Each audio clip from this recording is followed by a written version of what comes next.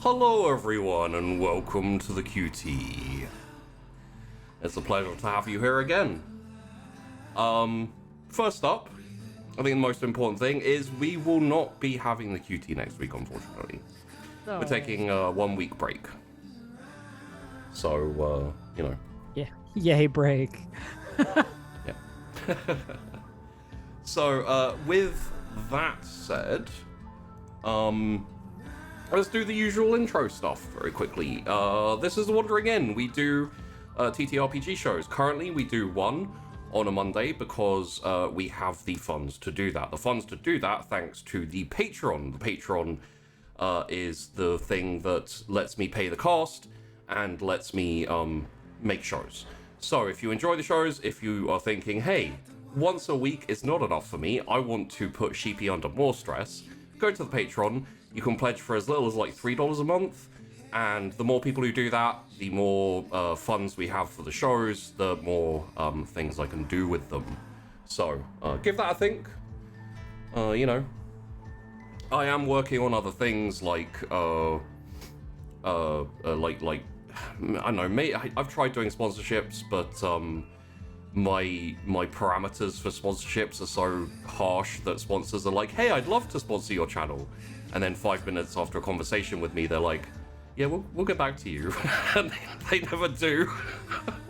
Hey, hold high standards for yourself, man. Yeah, no, I mean, like... You deserve it. Mm-hmm. Like, one of the things I say is I refuse to do sponsorships that are intrusive. So, like, big, like, things plastered all over the screen and, you know, all that type of stuff. Mm-hmm. Or, like, you have to mention it, so you have to take a break and be like, hey, shout out to a spot, you know, so. We'll see what we can do, hopefully as time goes on, you know. I wish we had sponsorships like YouTube ones where they literally just have to put, like, a one little, like, 5-minute talk about it thing and it's over with. Yeah. Yeah. Maybe I can get that done, because I've got a YouTube, and technically my YouTube is better than my Twitch. You could talk about Raid Shadow Legends for like 2 God. Or like you have, what are the other ones? Like some kind of subscription, like men's shaving thing. Let's not forget NordVPN. Skillshare, NordVPN, and Manscaped. Those are the biggies. And you have to have a Squarespace spot. Yeah, Squarespace. Maybe even that one where you sell people lordships in Scotland. That was totally above board, yeah. right? Yeah. All these lords everywhere now. And also, having said that, if you do join on the higher tiers, there are on the Patreon, there are some extra benefits. But anyone who is joining the Patreon, as we go towards getting more patrons and etc. and more shows coming up, I have some kind of world building stuff, and I have some kind of, I don't want to say viewer integrated stuff, but essentially you can have an effect on some of the shows that are coming up. So if you are part of the Patreon, then you'll be able to do those things. There's one game I have, one show that I have coming up, which I'll need the Patreon's input. Basically, making some cities and some sports teams and stuff like that. Maybe some players. So. Oh shit, that's happening. Yeah. That sounds Oh fun. shit. So like. Oh shit.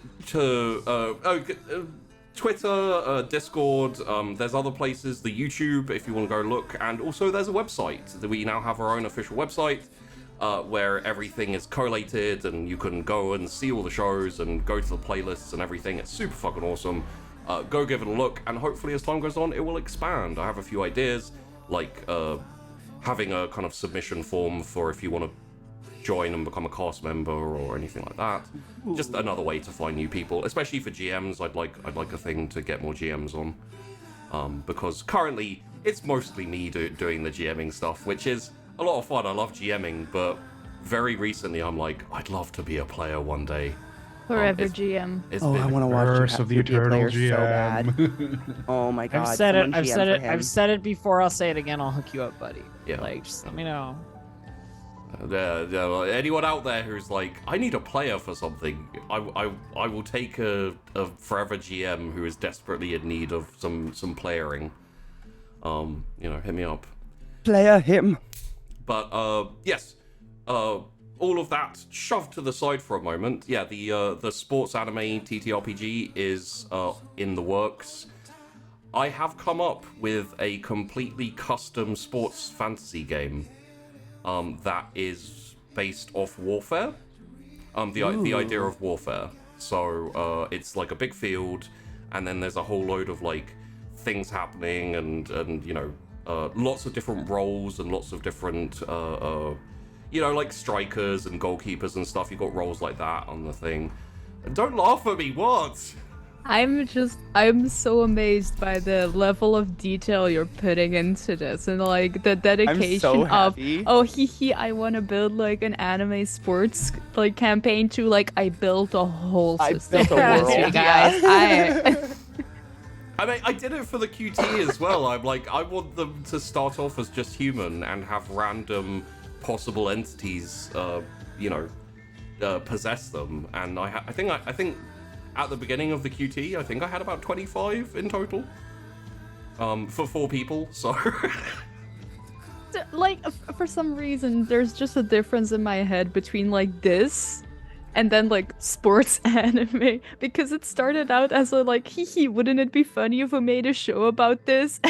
Like... So, yeah, I've got a custom... That's how all great shows start, as a joke. Yeah. I've got a... Oh, speaking of, I messaged Peachy last night. The one thing that strikes fear into him and everyone else who gets to hear about my, like, shows and stuff, which was, I had an idea. I was sitting around last night. I can't remember what it was I was watching, but it sparked an idea in my head, and now I have an entire show that is so weird, and is probably going to have to be made. But it's one of those shows where I'm gonna have to cast people who understand how I GM and have complete trust in me, because it's a weird fucking show. And yeah, I can't talk about it, but anyway. First the sports anime. And yeah, what I want to, like, this will make Serix laugh at me more, but what I want to do is I want to set up a promotion relegation, like maybe 3 or 4 leagues, and the player team will start at the bottom of the lowest league, and it'll be like a rags to it's like a fallen giant who used to be like the best, and now they're like, they can't pay their players and everything like that, and so the cast will come on and basically take over running the team and have to climb up the ladder and all Oh, that what's thing. this? We just supposed to have suddenly we have 2 new first years who are really good at volleyball, and they join our team. Oh wow, they will surely get us to the top. Yeah, it like the show itself won't be embedded in anime, but there's going to be a lot of anime tropes. I want players to have their own special moves, and I want players to be able to really feel like they're an anime protagonist in a sports show. I'm sorry, you can't make this show and not make it like sports anime themed. No, like... it's like it's not. It's gonna be fantasy. It's gonna be like D&D style fantasy, you know, high fantasy, but just a sports game that has leagues and loads of cities. And then what I intend is for the higher tier patrons, they'll be able to own their own team and do roles for their own teams. And then lower tier patrons will be able to have their own players in teams and be able to even be like, you know, coaches or scouts on teams and be able to do roles during the show progression, so that there will actually be an entire sports game going on every week. They'll, you know, win and lose and go up and down the league. Like fantasy football with oh, that's fucking dope. Yeah. I do this every week. I do this every week. It's called Blood Bowl. Yeah. I will say it. Like, it started off being like, maybe I could do a Blood Bowl thing like this, and then I was like, Blood Bowl is cool, but it's just American football with a bit more violence. I mean, it's American football with deaths, so just American football. Yeah. But what I wanted was something a bit more strategic and a bit more tactical. And I wanted the roles to really feel different. So you have a system whereby you have like two ends with a goal, and then you have essentially what you could call a gauntlet that certain roles have to go through. You have defenders, you have attackers, you have support, and all that type of thing. So. I what need about that this in my life. fantasy high school that we're part of right Sorry. now? Every Sorry. time Elf does it so smoothly. Yeah. Every time. God. I mean, segues are my specialty. I'm used to playing games like this with GMs who ramble about other stuff. That's funny because I've never seen you on a Segway. Funny. Thank fuck. Funny. So, with that said, let's not waste too much time, and let's get into the QT. I believe last week we had zombies rising from the ground. We had a spider in a forest, along with the finally being able to deal with the infestation of Alps that the town has been suffering under. Lemon party, if you will. Shake it off. And we had we dealt with the Alps, presumably. We stayed away from the spider. We had a few little minor revelations about Mr. Ashford, which I think only Will knows about currently. The thing over his shoulder that Will saw. That was so burden. badass. We didn't get a name for it though, right? Like we we didn't. did. We did? He told him? The bird. burden. Oh, the burden. The burden. The burden, yeah. And then we had the Grim kind of made friends with Cecilia and didn't make friends with George. A whole load of zombies rose up. They were a little bit worried about what was going to happen until George dug inside herself, found an inner power, and accidentally consumed about 100 zombies with a weird watery void and tentacles, not like fanged mouth tentacles that came out and chomped and dragged them into the void. Would a good way to describe it be like an eyeless Hydra? It's That's kind of how I picture it in my mind. It's yeah, kind of. It's a bit more like an eyeless snake. But a bunch of them. Yeah. Do you know the Little Shop of Horrors? Yeah. Oh yeah. It's a bit more like that. The plant is like. So much. And then sorry, I can't remember where I was at now. I believe Tori went and imposed her will upon a bar. I sure did. And a barkeep. And also I might have a little bit. Yeah. And also imposed her will upon a policeman, who then forgot that she ever existed, basically. And yeah, scary. Cool, scary, whatever. Depends whether you're in high school or not, I guess. And depends how reckless as fuck you are. Yeah. Yeah. And then finally, Tori went to George's house and was there when George got back. They had a little bit of a chat, and Tori was concerned that George held some I want to say vindictiveness, but that's not quite right. Some like some hurt feelings, resentment. some resentment. Yeah. She was worried that George might hold some resentment for them being friends as kids and not so much anymore. And then offered to help George with her fear for her power, where she said, "Hey, how about I tell you that, you don't use that power until I say it's okay?" At which point she passed out. Yeah, it turns out not as good of a plan as one might have imagined. Well, Tori was. Oh, go ahead. I was just gonna say Tori was riding a high. True. I was just gonna say I think Tori's the first person I've told that I can't get fucked up anymore. Mm. Put it lightly. Yeah. You've probably tested it. We haven't hit that scene or anything, but I would imagine. I mean, the funny thing is that Tori was there with like alcohol. Like we should just like get drunk and hang out. Yeah. But then it was like I can't. I literally can't. Hey, Well, I think we did. I think we had like a scene where Joel and me and Will were under the bleachers, and Joel had like a spliff or something, and I threw it back at him or something like bitterly. I do remember some testing. Yeah. So, in that case, let us.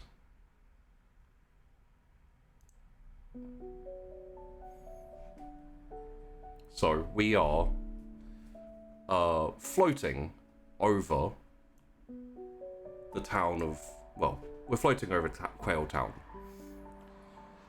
In the morning, technically speaking, the sun should be rising, but the clouds are in the way, as it has started to rain in the night.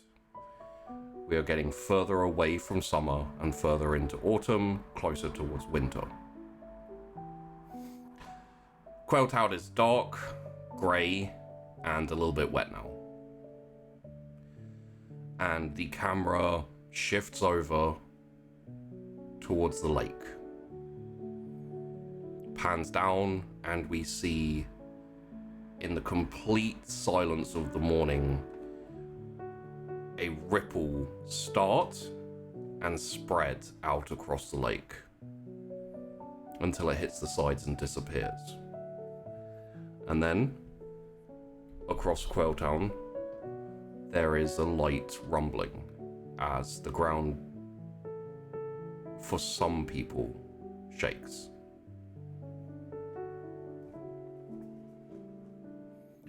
I would imagine that all of you would be asleep at this time, as it is reasonably early in the morning. However, if any of you are awake, you do feel a small shake, a small rumble. However, none of the buildings are affected. None of the wildlife is affected. None of the roads or signs or anything wobble even slightly. And with that, we go into the void, where there is nothing. Tori, you find yourself standing in nothing. Blackness all around you. You don't even know what you're standing on, technically speaking. And out of the darkness walks, I don't believe you ever saw him. I never met him though. A man, quite portly, quite tall. It's got that typical greaser cook kind of look. He's got dirty apron, dirty rags, and he appears to be just having a bit of a go at his neck. And he walks out and says, "Hey." What's going on? Who are you? Where am I? It's kind of hard to explain. You're in nothingness, probably. Honestly, wasn't expecting to see you here. I wasn't expecting to be here, so that makes 2 of us. Sorry, I'm never really sure how to deal with you. I'm never sure which face I'm talking to. What the fuck does that mean? You're a difficult person to talk to. We've never met before. Technically true.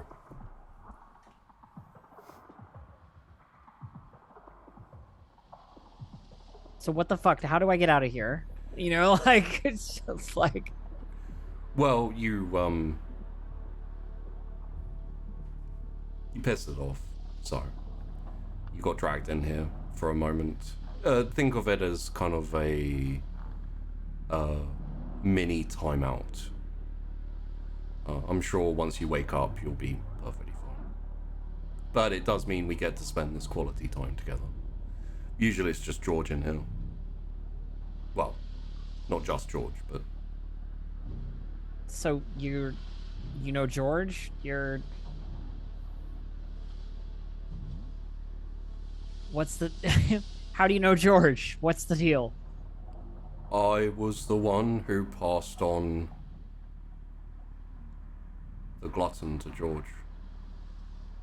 Kind of recruiter, I guess you could say. Oh, you're who she ran into, who she got this power from, like how I found that music box, right? Nobody found it again, couldn't find it after, went back there, couldn't find it again. Sorry about that. I'm not sorry about it at all. It's been nothing but helpful for me. Give it time.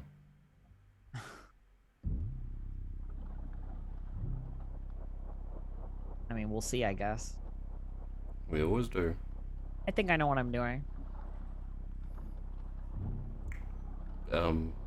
Good. Well, if you ever need help, feel free to come back and visit. I can give you some advice at least. You know, similar beings. Yeah, I don't think I'm gonna be able to find my way back to nowhere. She says, like, looking around at nothing and more nothing.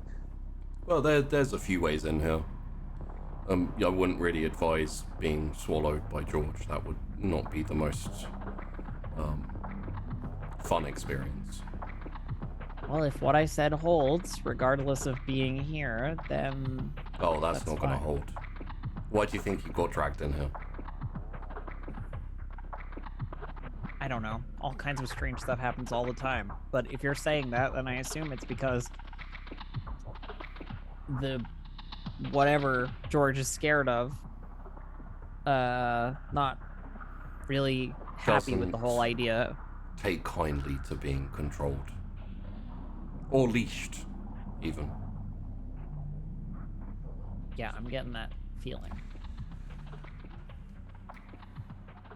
Well, I'm sure George appreciates you trying. I know it's not exactly the most comfortable of feelings, especially as time goes on.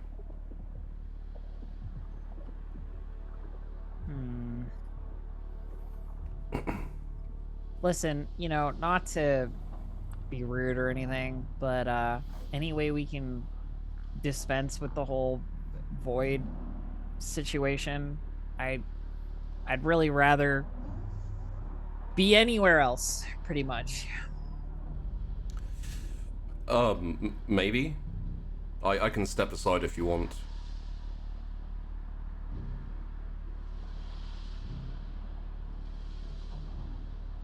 If you're the one keeping me here, I guess. Alright. Well, good luck. And, you know, if you ever find yourself... Well, if you ever need, do come back. And he walks off, rubbing his neck into the void, slowly swallows him. There's a couple of moments, possibly. It's hard to tell time in here. and then you find yourself looking into a giant eye that slides open and beholds you. The feeling, the sensation you get is almost like the sensation you feel when you feel like all of the blood drains out of you. It's that cold wash of just like, and you feel like essentially this is changed via like how your character takes this, but you feel empty, without purpose, and insignificant.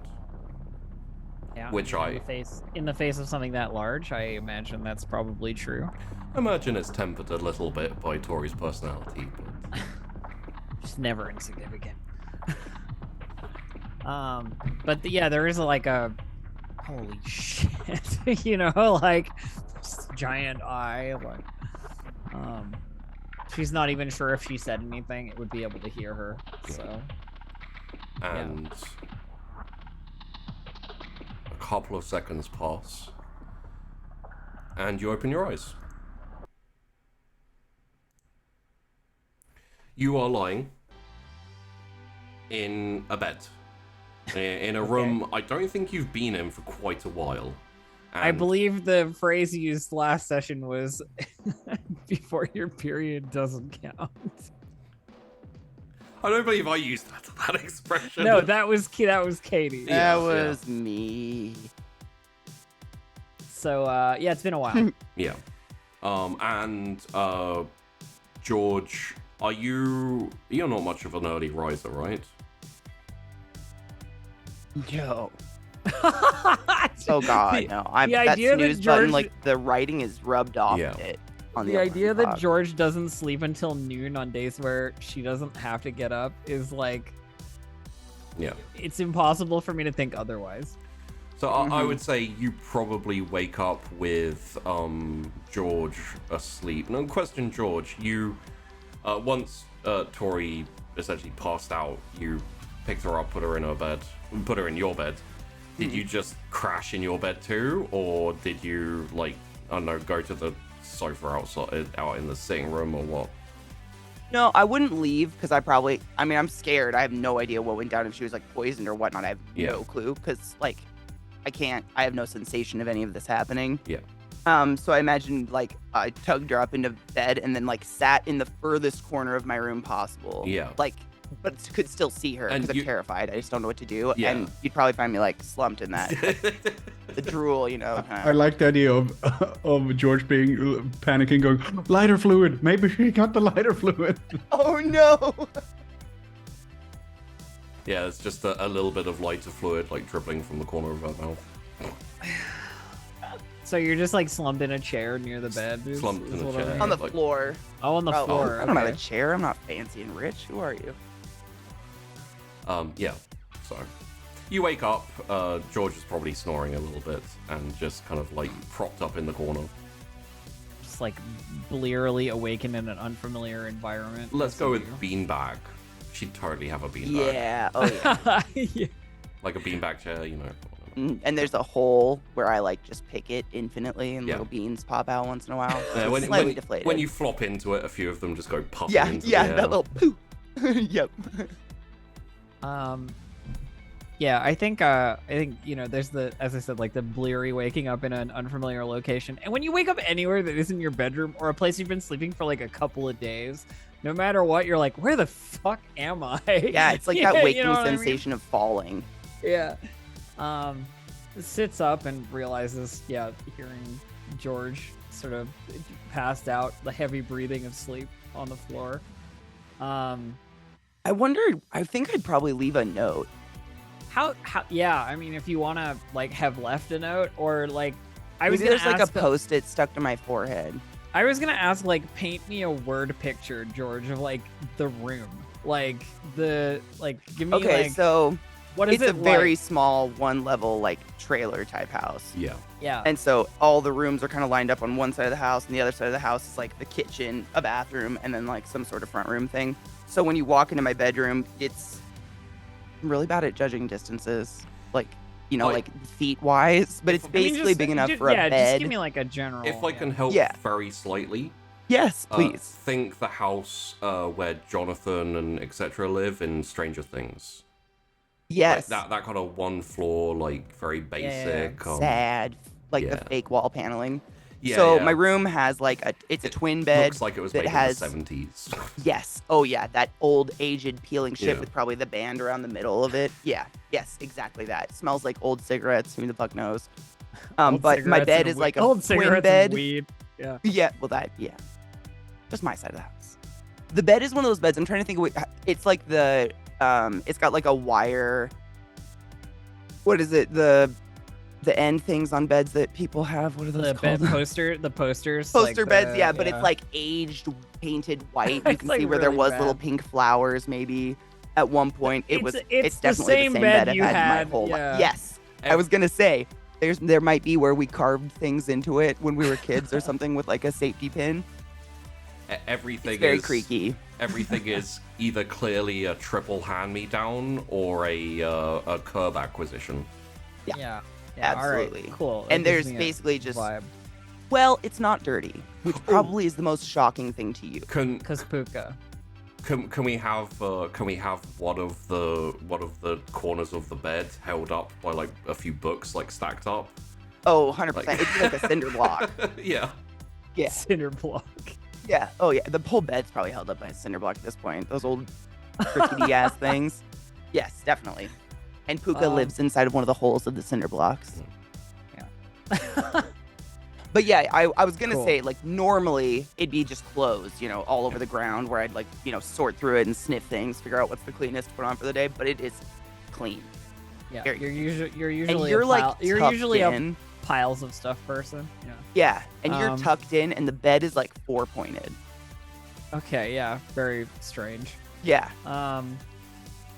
Yeah, so I think she gets up and like looks around and George is on the floor. Did you leave a note or no, Katie? Like I was gonna say there's a post-it on. I think I tried to put it on probably my hand or something, but it's like stuck sideways on my face, and it just does like, "You're fine. If you're fine, you're fine."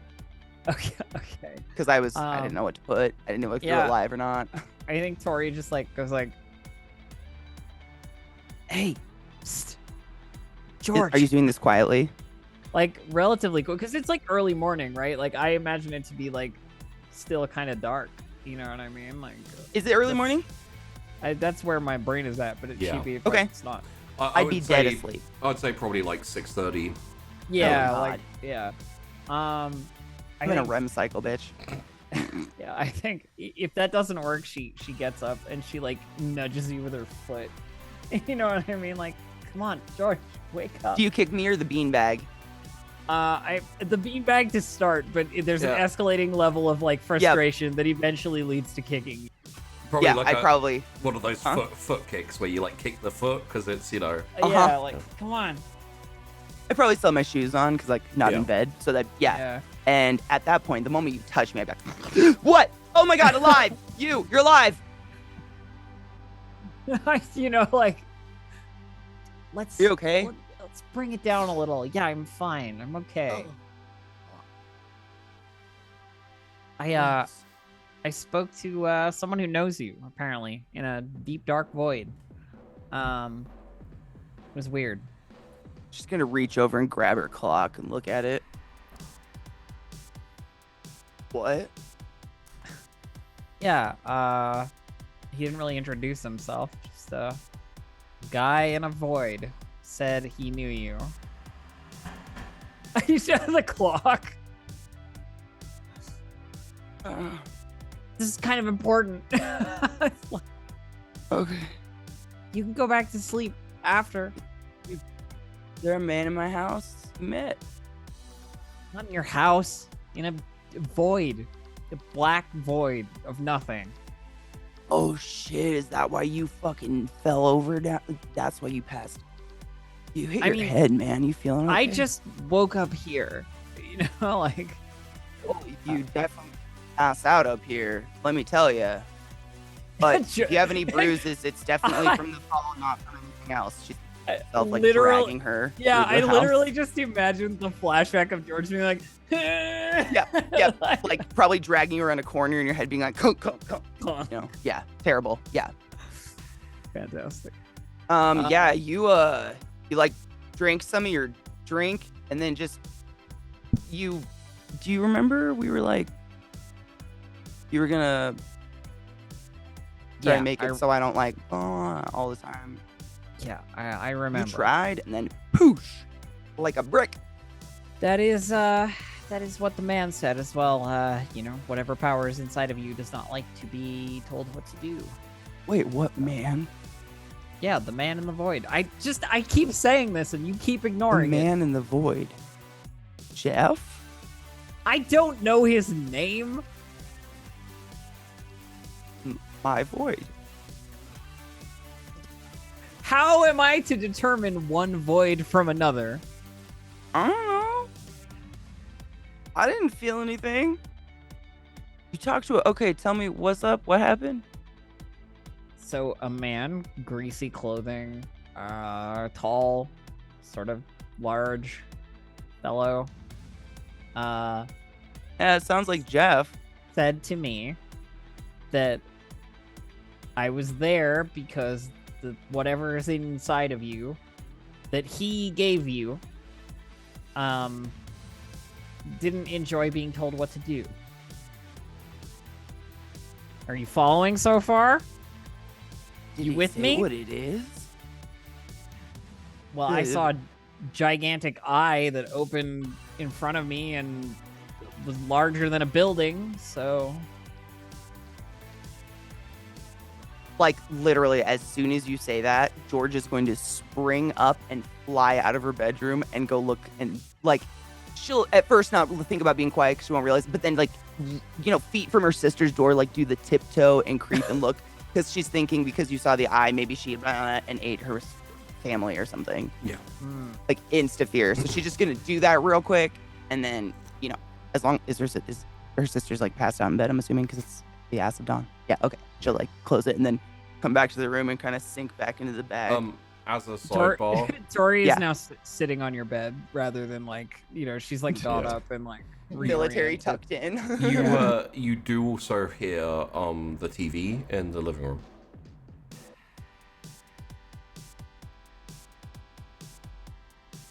I mean, that's got to be hella close. Can I peek around the corner and see if it's my mom? Yeah, it is.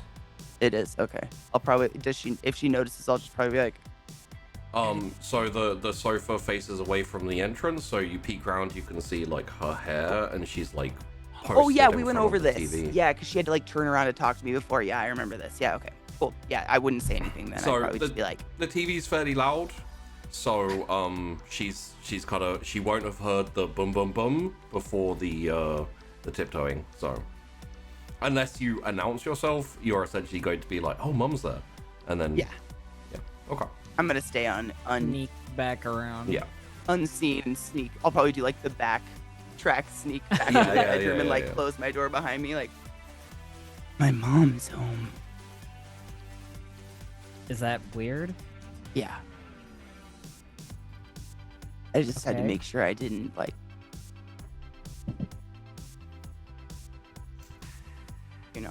You didn't, like, what? Went right before the stuff. I saw that eye. Was it, like, as big as a house? Yeah, at least. Like, 2 of this house? Sick. Yeah. Did Jeff tell you anything? Okay. Did the man in the void tell you anything about... I assume his name is Jeff, given that you keep referring to him as Jeff. I mean, I definitely have a little chef Jeff, but I mean, he looked like he could be a chef, so yeah. We'll go with Jeff. Did he tell you anything? He told me that I'm difficult to talk to, like he knew me. I'm not... But anyway, Have you ever been to that diner outside town, like that sketchy-ass truck stop one? No, I've never seen this guy.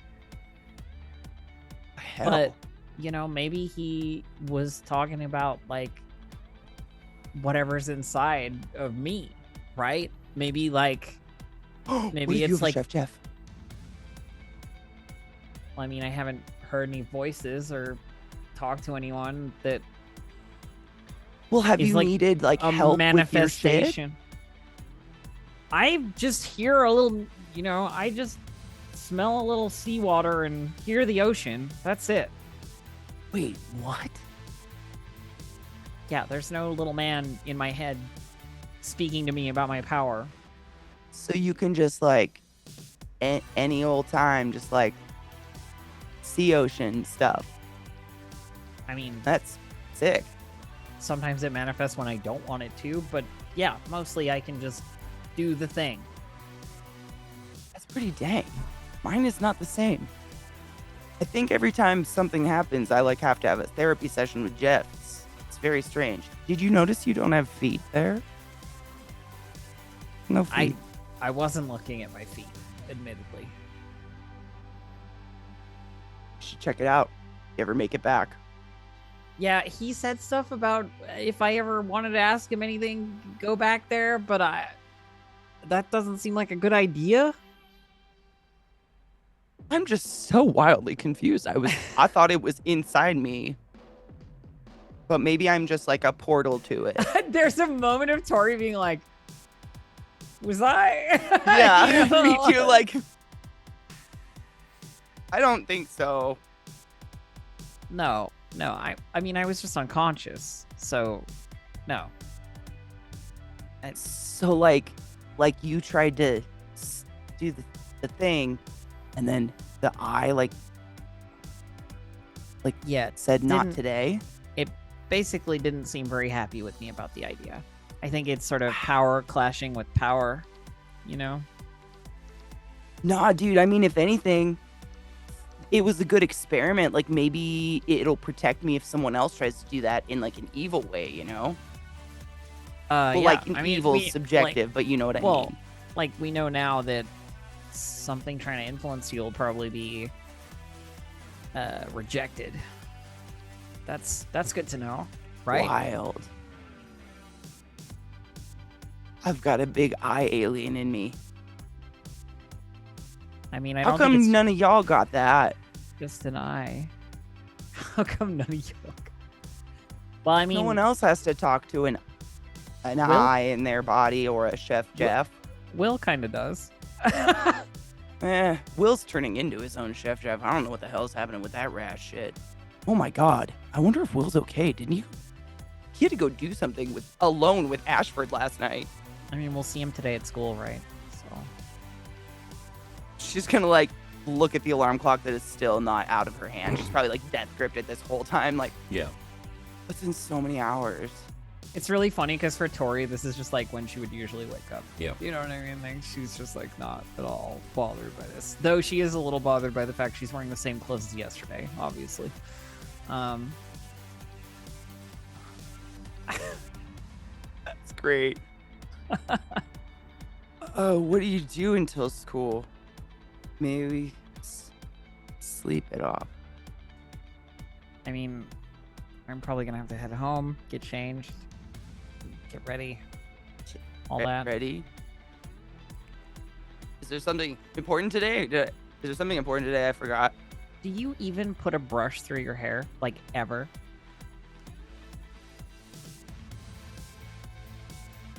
Just do one of those, like... Tori just gives you, like, the hugest eye roll, like, my god. Get your life together, kid, you know? She's like, it would take too long to explain to you what is wrong with that and why that upsets me to my very core. All right. But, right. Well, thanks for, making sure I was okay, I guess. Thanks for not dying. I don't know. I had no plan for that. Yeah, that would have been a little awkward. I'm gonna eat you. I'm a good body disposal. What? Huh? I mean, I don't know. This is really early. You should go, probably. Yeah, but maybe we can talk at school. We could like get Will and make sure he's okay. Cause like, what if his Jeff got him? Yeah, look, I'll go. We'll check in. All right, with the others. Okay. I just thought like I wanted to talk to you first about the whole, I don't know, experimenting thing. Nah, that's why. I mean, do you remember what you did? What you told me you did last night? That is wild. I'm honestly curious to see if any of them leave home again. See if anyone's at the bar tonight. I guess that's something we can check. Yeah, like how permanent is your shit, man? Like if you get angry, is it worse? I have no idea. Don't you wish you had a little Chef Jeff to talk to sometimes? It's really convenient. No, you know what? I actually much prefer that I can just do what I want to do with it. I don't need any secondary interference. Thanks. That you know of. The implication that Tori's not entirely in control of her own shit all the time is like deeply offensive. Yeah. I think I know that a little. Yeah. Maybe that was like, a little bit of a dig. Like she's just like, ugh. Bitch, you don't have the control over this. You think you do? Listen. What? I'm gonna go. I'll Are you like good to drive? I don't feel like hungover or anything. Cool. See you at school in like hours? Oh my god, hours? Tori rolls her eyes, gives you the like, just go back to sleep. And then like she'll probably already be like wilting into the bag. Like yeah. You might have to. And as she hears you kind of making your way across the house, you can add stuff into that. But when she hears the front door, she'll probably like softly, and I don't know if you'll pick it up, but she'll remember the Cece thing and be like, oh, if you see, ask Cece about her new dog. And just. Yeah. I think there's a quiet, like, you can sleep in the bed, dumbass. Like.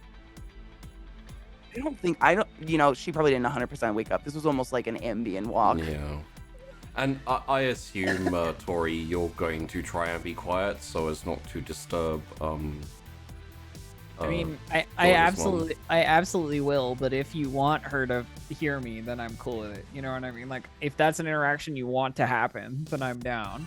Oh my god, imagine my mom's face seeing my sandbox buddy in my house. Yeah, I would say, given that she's just got back off like a double, and she's pretty much almost passed out on the sofa, unless you intentionally made noise or something, then you're just. I mean, I have to do things like open the front door, which is not exactly like the quietest motion ever. But it's not the quietest. I would say unless you're intentionally trying to get her attention, she's going to. I'm not going to try and intentionally speak with George's mom. Okay. In that what case, teenager would? Yeah, no, said right. Cece. Yeah. Oh, except for Cecilia, who'd be like, "Hello, it's nice to meet you, parental authority." Could you... Parental authority. Could you please validate me and my parking? That'd be pretty Stop fucking calling funny if me she has to out. be validated. Validate my parking. But yes, Tori slips out, not super quietly, but George's mom is like pretty much dozing on the couch at this point, and the TV is quite loud, so get in your car and head back. Head home, quick change, head out. Shower probably. Yep. And I think George may be a little bit late for school. When is George not? Yeah. And we will go to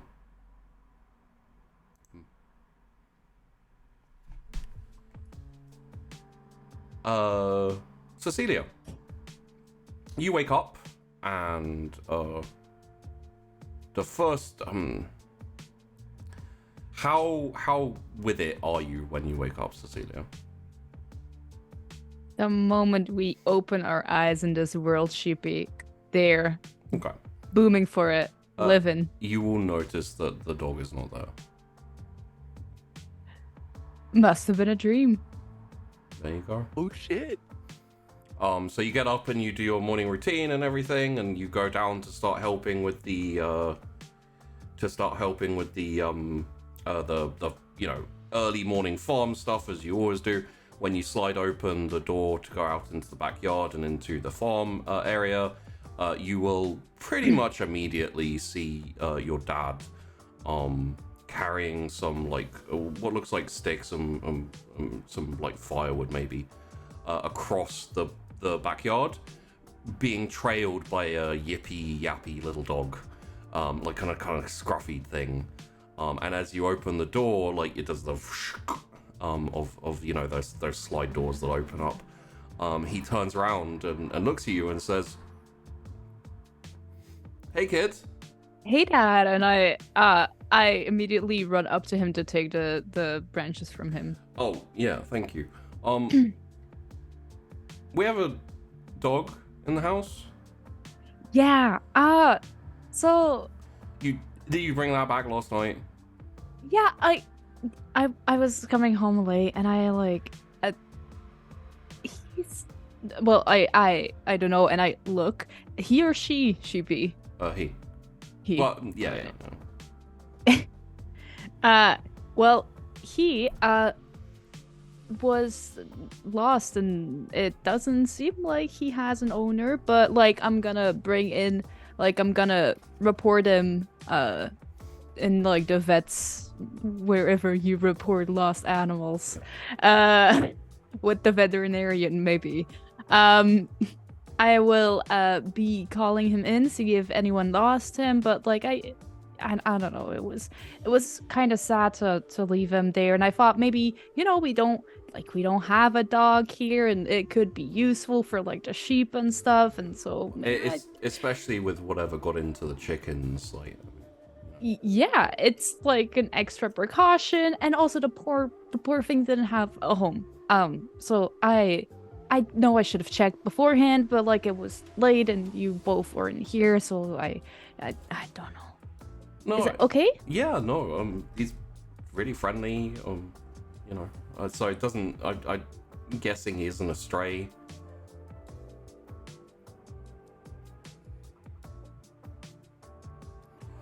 I'm guessing he isn't a stray, so.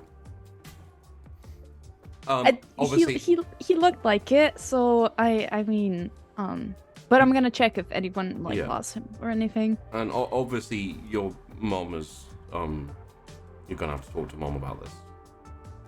Yeah, totally. And I'll have a word with her first, but yeah, I'm sure that if you have a word with her first, then she'll be fine with it as well. When you come back from school, just have a word with her. She's gonna be home? Yes. Oh, okay. Yeah, I'll do that. Yeah. All right. And obviously, you're gonna have to take him out and look after him. But when you're at school, I'll be able to do that. As a little bit of a sidebar, your dad has kind of always wanted a dog, and your mum is a bit less enthusiastic. So. Oh my god. That's perfect. Yeah, that's perfect.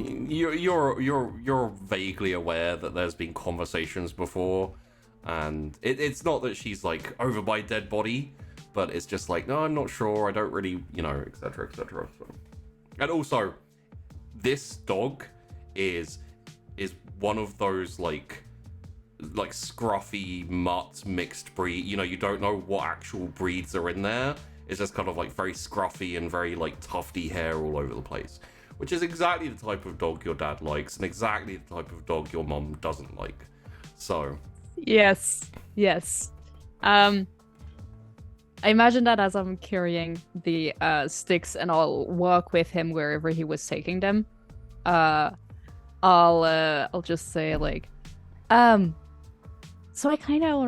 I mean, we still have to see if Mom is fine with all of this and all, but like, if you talk to her, I'm sure she'll be fine with it.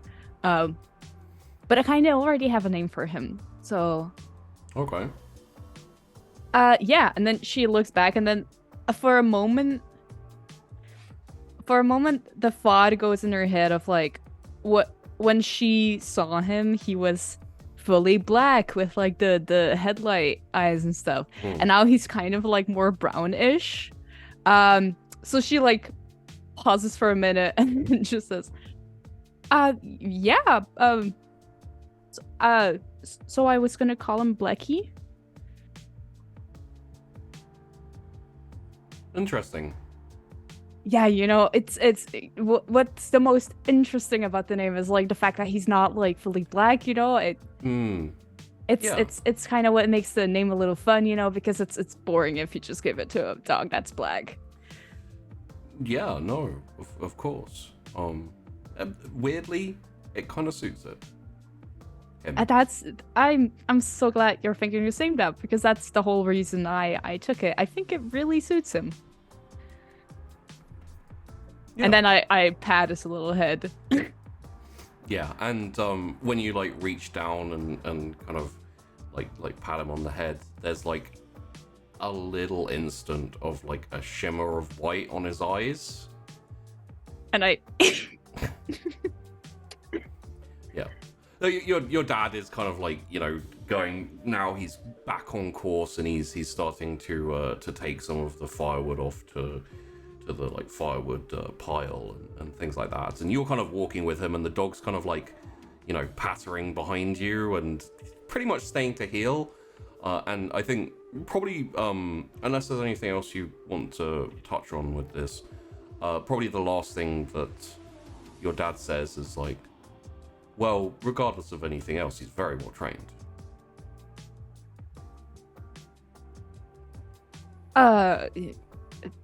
Yeah, maybe, I don't know, I guess some dogs have other instincts than others, or he really just came from another home. What makes you say it?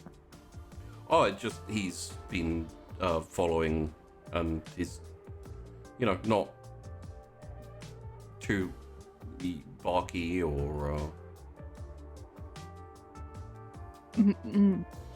all the more reasons why Mom will maybe let him stay. I will bring it up. Make sure that you tell her he's very disciplined. She will love that. Will do. Now you need to get ready for school. Yeah. During the when they were walking, she would have like kept an eye on Blackie, as we can now call him. Just because of like him being around animals, and she remembers like the fact that he sucked a soul or something out of a body, so she like glances like just to make sure that he's not sucking a soul out of a chicken or something. But yeah, she'll say, yeah, I should totally get ready for school. Love you, have a nice day. As you're as you kind of like turn around and head off, you hear, goodbye. She turns around, takes a few running steps back, goes to a little head pet, and says goodbye, Blackie. And yeah, as that's happening, just as a sidebar, your dad's like taking these kind of chunks of wood and putting them on the thing. He doesn't react at all. It also just seems like a kid going to say goodbye to a dog. Yeah. So yeah, she does that and then runs back to the house, having totally forgotten that this is a soul-sucking hound, and it just looks like a little cute boy right now. Yeah. He's probably like a little bit below knee height, so you know, not tiny dog, but not big dog. Yes. And we fade out there as we just very quickly fade into William's morning. Doing your teeth, getting breakfast, getting your books together, getting ready, and serious mode. The only thing of note is while you're eating, your mum actually will say to you, William, don't forget you have another appointment with the counsellor today in the afternoon. Oh, I remember. Good. Just want to make sure that you don't miss it again. As a sidebar, you missed it once. It's like, it's one of those parental things where you do the thing once and then they're like always on you to. Oh my God, Mom, drop it. Yeah. I won't forget. Okay. Well, have a good time at school. Okay. And, how is the club going? As chess, wasn't it? Yeah, no, it's good. It's we had a little problem with the registration originally, but that sorted everything out. But we're fine now. Good. These type of things are good for universities. Yes. So you're still going? Yes. Okay. And then she goes back to her food. I mean, he is still going, just not as frequently as he could. Yeah, I mean, yeah. And, yes. So, fade out on that. And everyone goes to school. Question. I don't think any of you would initially interact, but correct me if I'm wrong.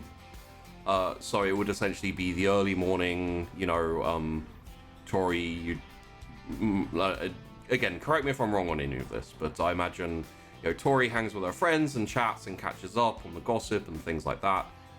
The friend group is talking about the basketball game today and, who's going to go.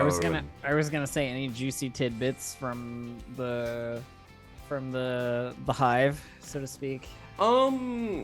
Nothing too juicy, although, let's see here. Nicole does touch on Rodney and Cecilia going out over the weekend. And I don't think Laura or Rebecca are super interested, but Nicole, makes some kind of like vague kind of comments about it. Aside from that, everyone's interested to see how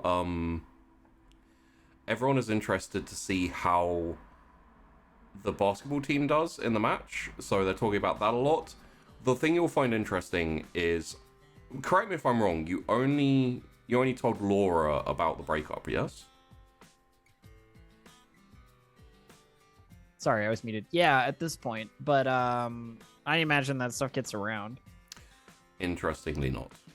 Laura, trustworthy. Good to know. Well, also it means that Aaron hasn't been talking about it. Yeah, that's true. Maybe not so good. Maybe not so good. Yeah. I would say if Tori is wanting to break the news, then that's an opportunity, or could do it later, depending on. I mean, Tori will absolutely be like, it's fucking over. Yeah. You know what I mean? Like, Aaron and I, we're done. And it's for real this time. I'm not just trying to teach him a lesson. I'm not just trying to let him know what he's missing. It's over. And I think Nicole will immediately be like, oh, no, that's too bad. And this kind of like... I mean, and Tori is just like, it doesn't fucking matter. Yeah. But of course, there's the unspoken, like, and none of you can touch him. Yeah. You know what I mean? Yeah. Right? Like, yeah. That is something that I think is unconsciously acknowledged, and just kind of like everyone's aware of that. I would say that Rebecca does say I think that's good. I think it's the right call, like high school romances. And I mean, it lasts as long as it's fun, and then it doesn't last any longer than that. yeah. And he hasn't been fun for a while. He's too busy, helping everyone else out. Yeah, no priorities. A bit too nice. The priority being Tori, obviously. I would say for the rest of you, it's a fairly standard morning. So, getting ready for classes. Those of you who have friends, you chat to them.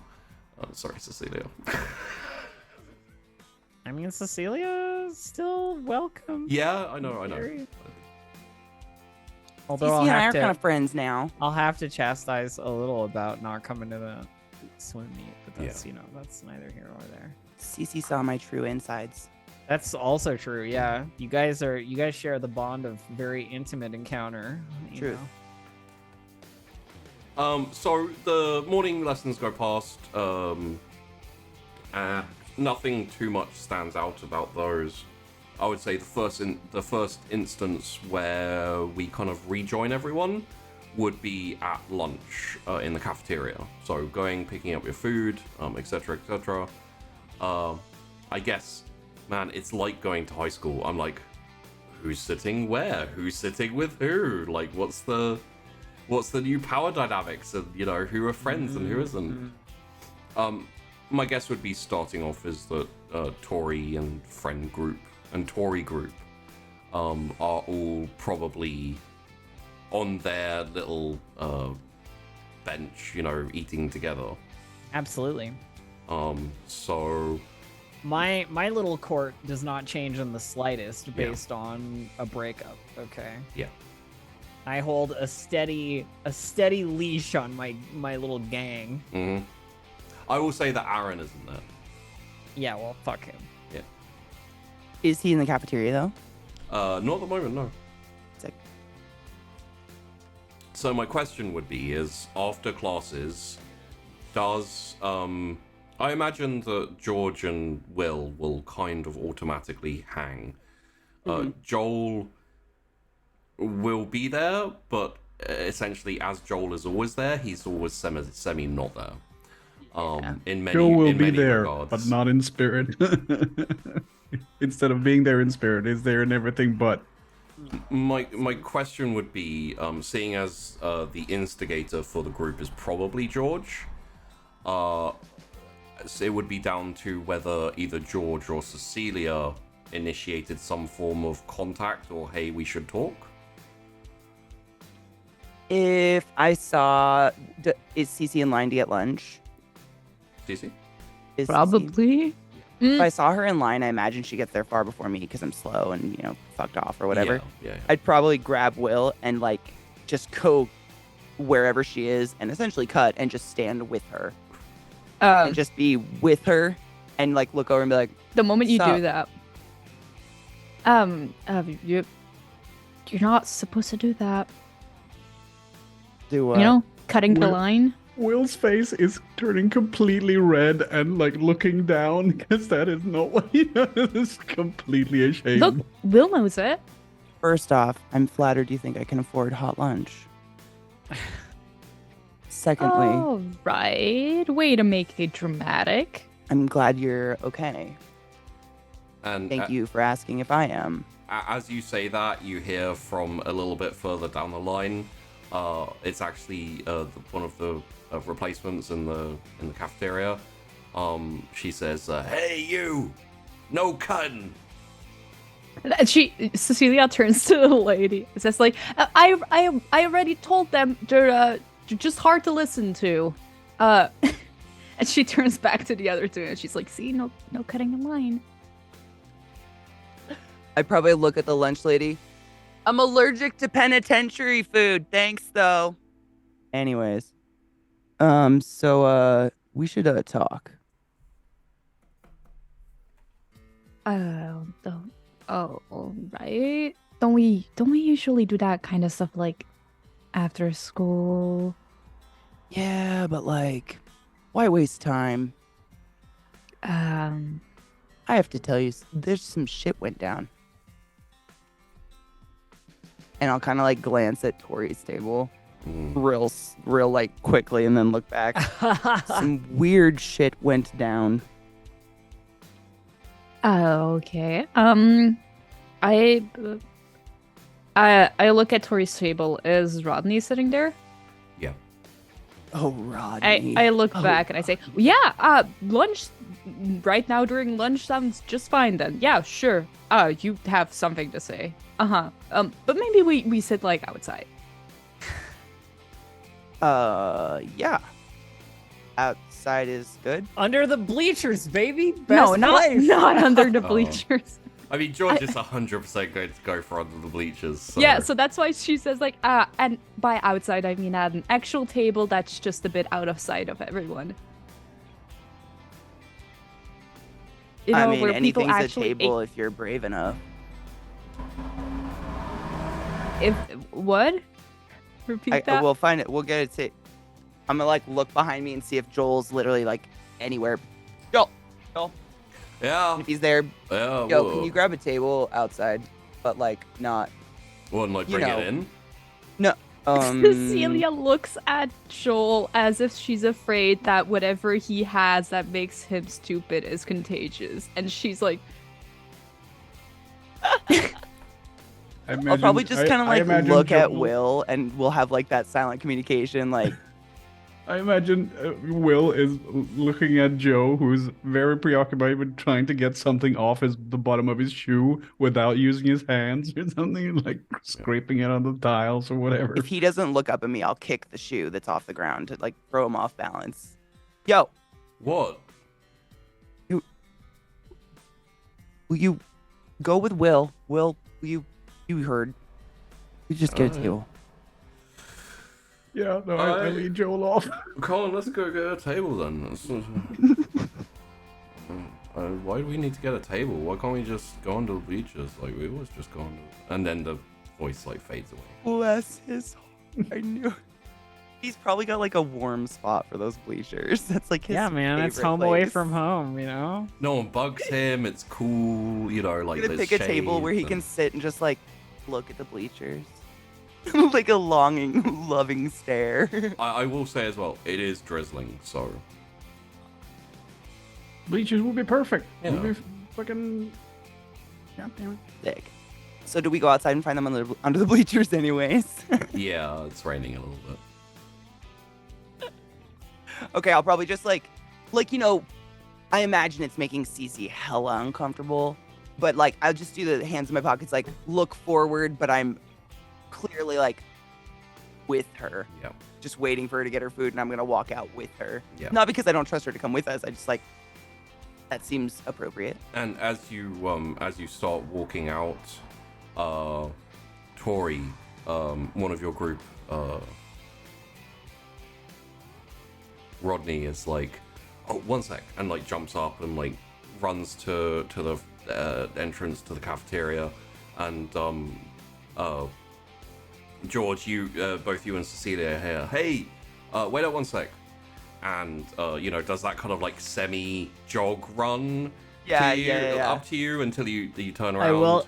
I will say that there's a moment of like, if you look back towards Tori's table, like the eye line of the table is exactly on. Like everyone is looking around at you. Yeah. And Rodney like stops and hey, Oh, hey. What's up? What do you need? Yeah, I just I saw you were heading out, so I thought I'd take the chance. I'm not playing today in the match, but Yeah, because obviously. yeah, because of my ankle, I thought maybe you want to come and watch the match with us, me.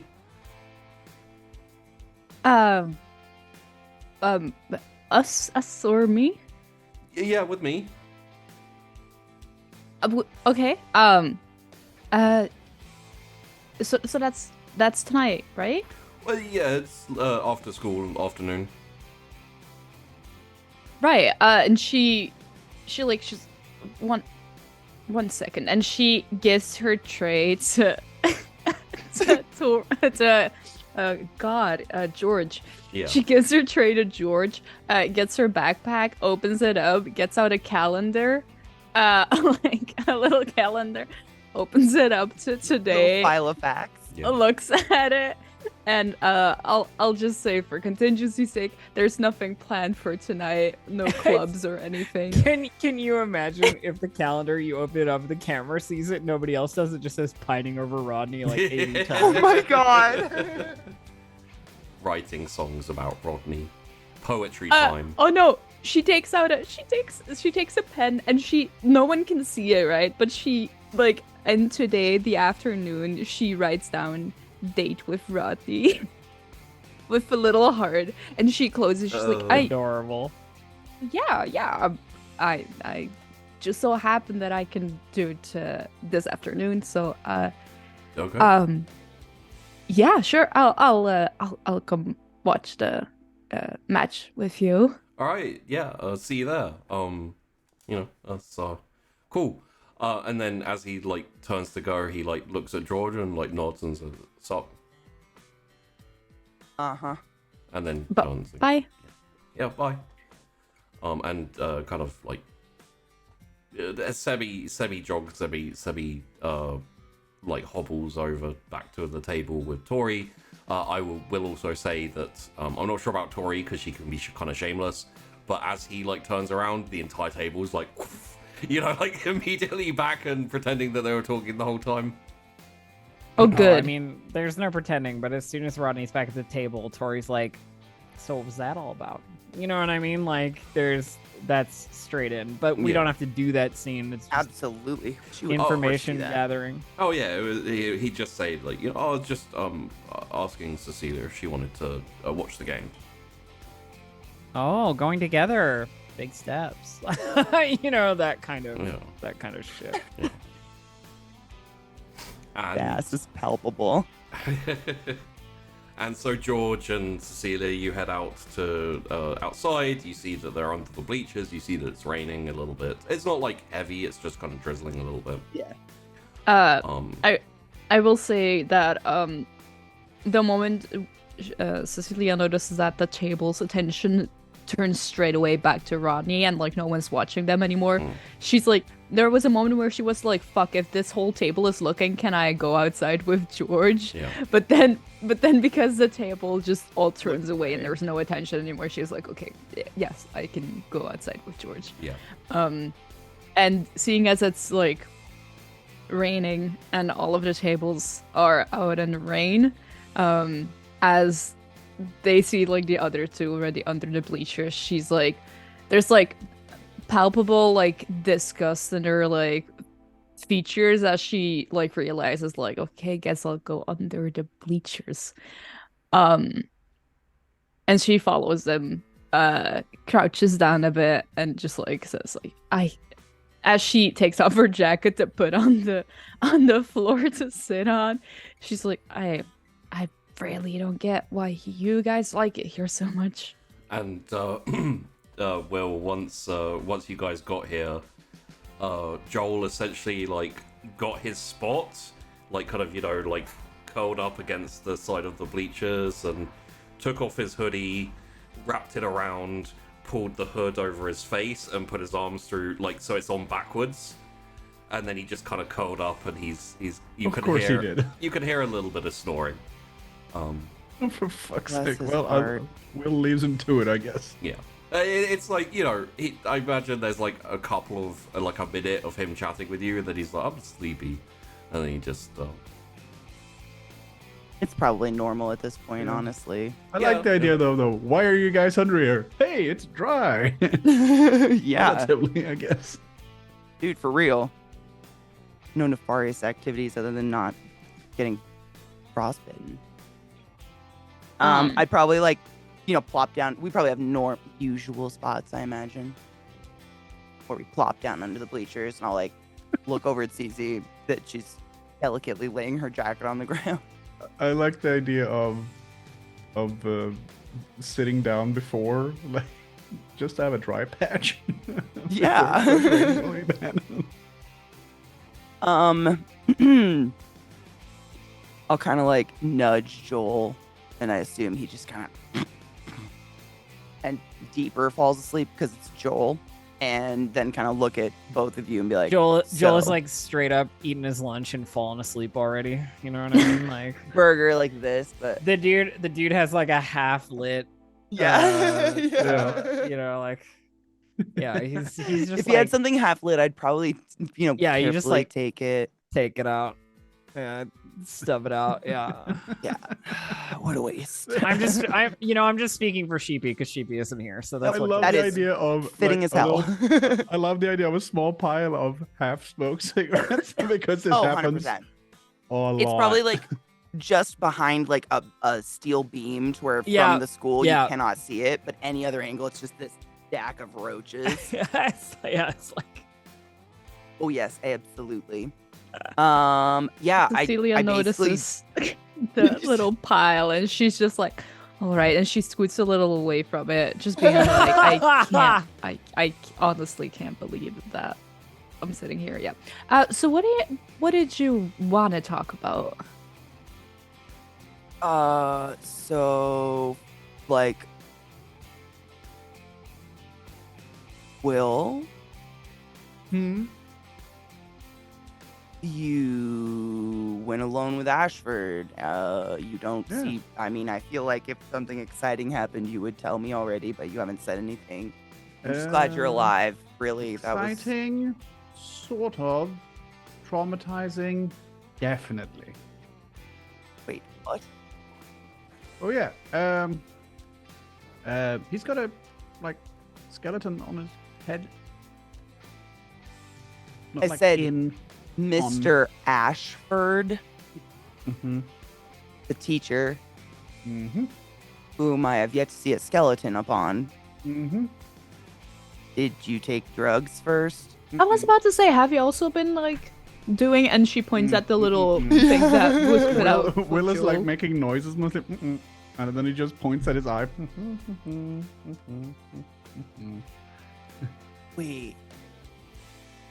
Wait. Ashford has a chef, but it's like a nuh-uh. Like all the time. Scary fucker looking too. Yeah. What the does he know? Oh yes. It's called the burden, apparently, and it looks like a robed skeleton sitting with a skeletal arm around his neck. Doesn't look very friendly. What? It's also wrapped in chains. Just FYI. Oh yeah. Oh yeah, the chains. That's the whole chain. And apparently doesn't like me looking at it, so Ashwood was like, "Don't look at it too much, because it'll notice and not be happy." So I decided Wait, not to. It's like Yeah. What? He's walking around our school. There's kids. What if something looks at his shoulder too long? Oh, by the way, we took care of the Alps, probably. Oh my god, it's still in my closet. Oh, the mirror thing. Those things? I just remember I still have that thing. Oh my god. No, I just want to point out in this whole conversation that I have no idea what you're talking about. I mean, the Alps. The Alps. Oh, how to explain? Cecilia, do you ever like sleep but wake up and feel like you didn't sleep? Just as a little sidebar, Cecilia did get a little bit about the Alps. Because they brought the mirror in, and you guys all saw them, and like. But wasn't we brought the mirror wasn't into that Ashford? That was when I don't know if we brought him into class. Yeah. When you guys were talking about when he gave you your assignments. Oh yeah, no, sorry, you weren't. I wasn't there. Yeah, because he said go get Cecilia. Apologies, that's why I thought you were there, because I thought okay. Sorry. I knew we brought him in. I can't remember all the people that were there though. Yeah, it was just you and Will. So if you've ever basically Will, I don't even know, man. It's too. There are creatures that have a lot of teeth, I guess, that will eat your happiness and make it so you can't sleep. And we caught a couple. By we, I mean Will and I. It was a terrifying experiment. Will, do you still have yours, Will? Didn't we bury it with Ashford when we were out doing the thing? Yeah. Do I still have not mine? Mine. If you ever want to see it, I have one in my closet and it's a nightmare. You still both have your mirrors. Yeah. We do? Okay. They're out. It's called an out. And they like...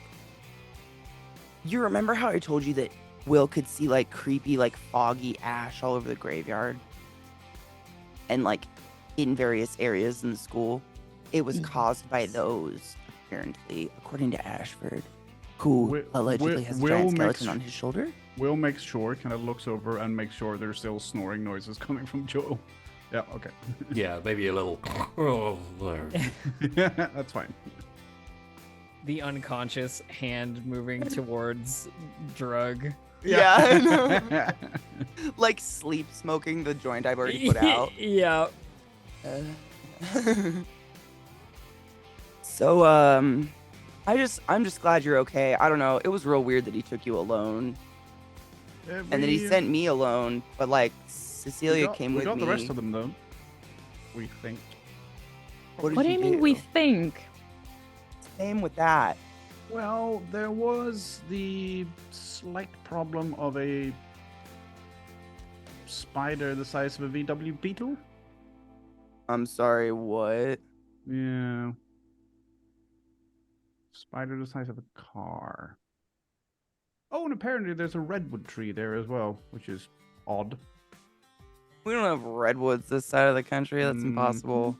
Mm-hmm. Say, Cecilia. Where exactly think you was could, that? Like talk to it? Like 300 yards into the woods from the skate park. Oh, that is.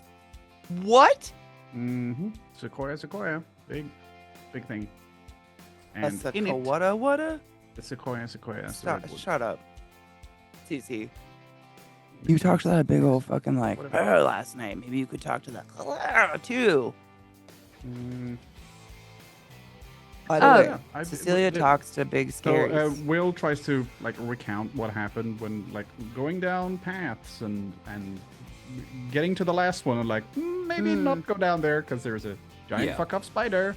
And kind of like explains. And probably the fact that he sent you to go down those paths alone makes me angry. Yeah. I would say he gets out the exposition of what happened that night for all the details that are essentially needed.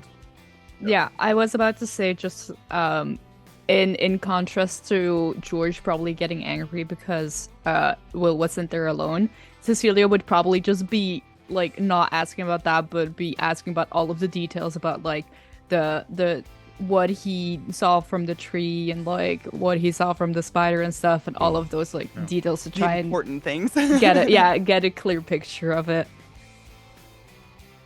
And it's so close to the skate park, my god. You'd also get the chains and the lemons and the collapsing ground. And the extra push in with the foot to get the lemon further into the mouth and make sure. Oh my god. So, like, Ashford's a certified badass. Yeah. Was it work? I wouldn't necessarily call it that. I would. I mean, did he? How many chains came off him and just pummeled things? So, was it was 10? it one chain down each path? Mm-hmm. Yeah, I think it was 10. Yeah. Because I remember putting together tentacles and 10 tickles. I mean, honestly, to be fair here, you know, and she, like, Cecilia starts, like, neatly eating her lunch on this, like, dirty-ass ground, and she's like, to be fair, you know, I wouldn't call him a certified badass, because, like, technically, I've seen there are other people who can do probably way more impressive stuff. Like who? Like you, right? So, wait. I just want to make like I haven't seen Ashford take down 100 zombies. So what you're saying is, as long as someone can do something that's more badass, the first one doesn't count. So in your worldview, there's only one badass in the world?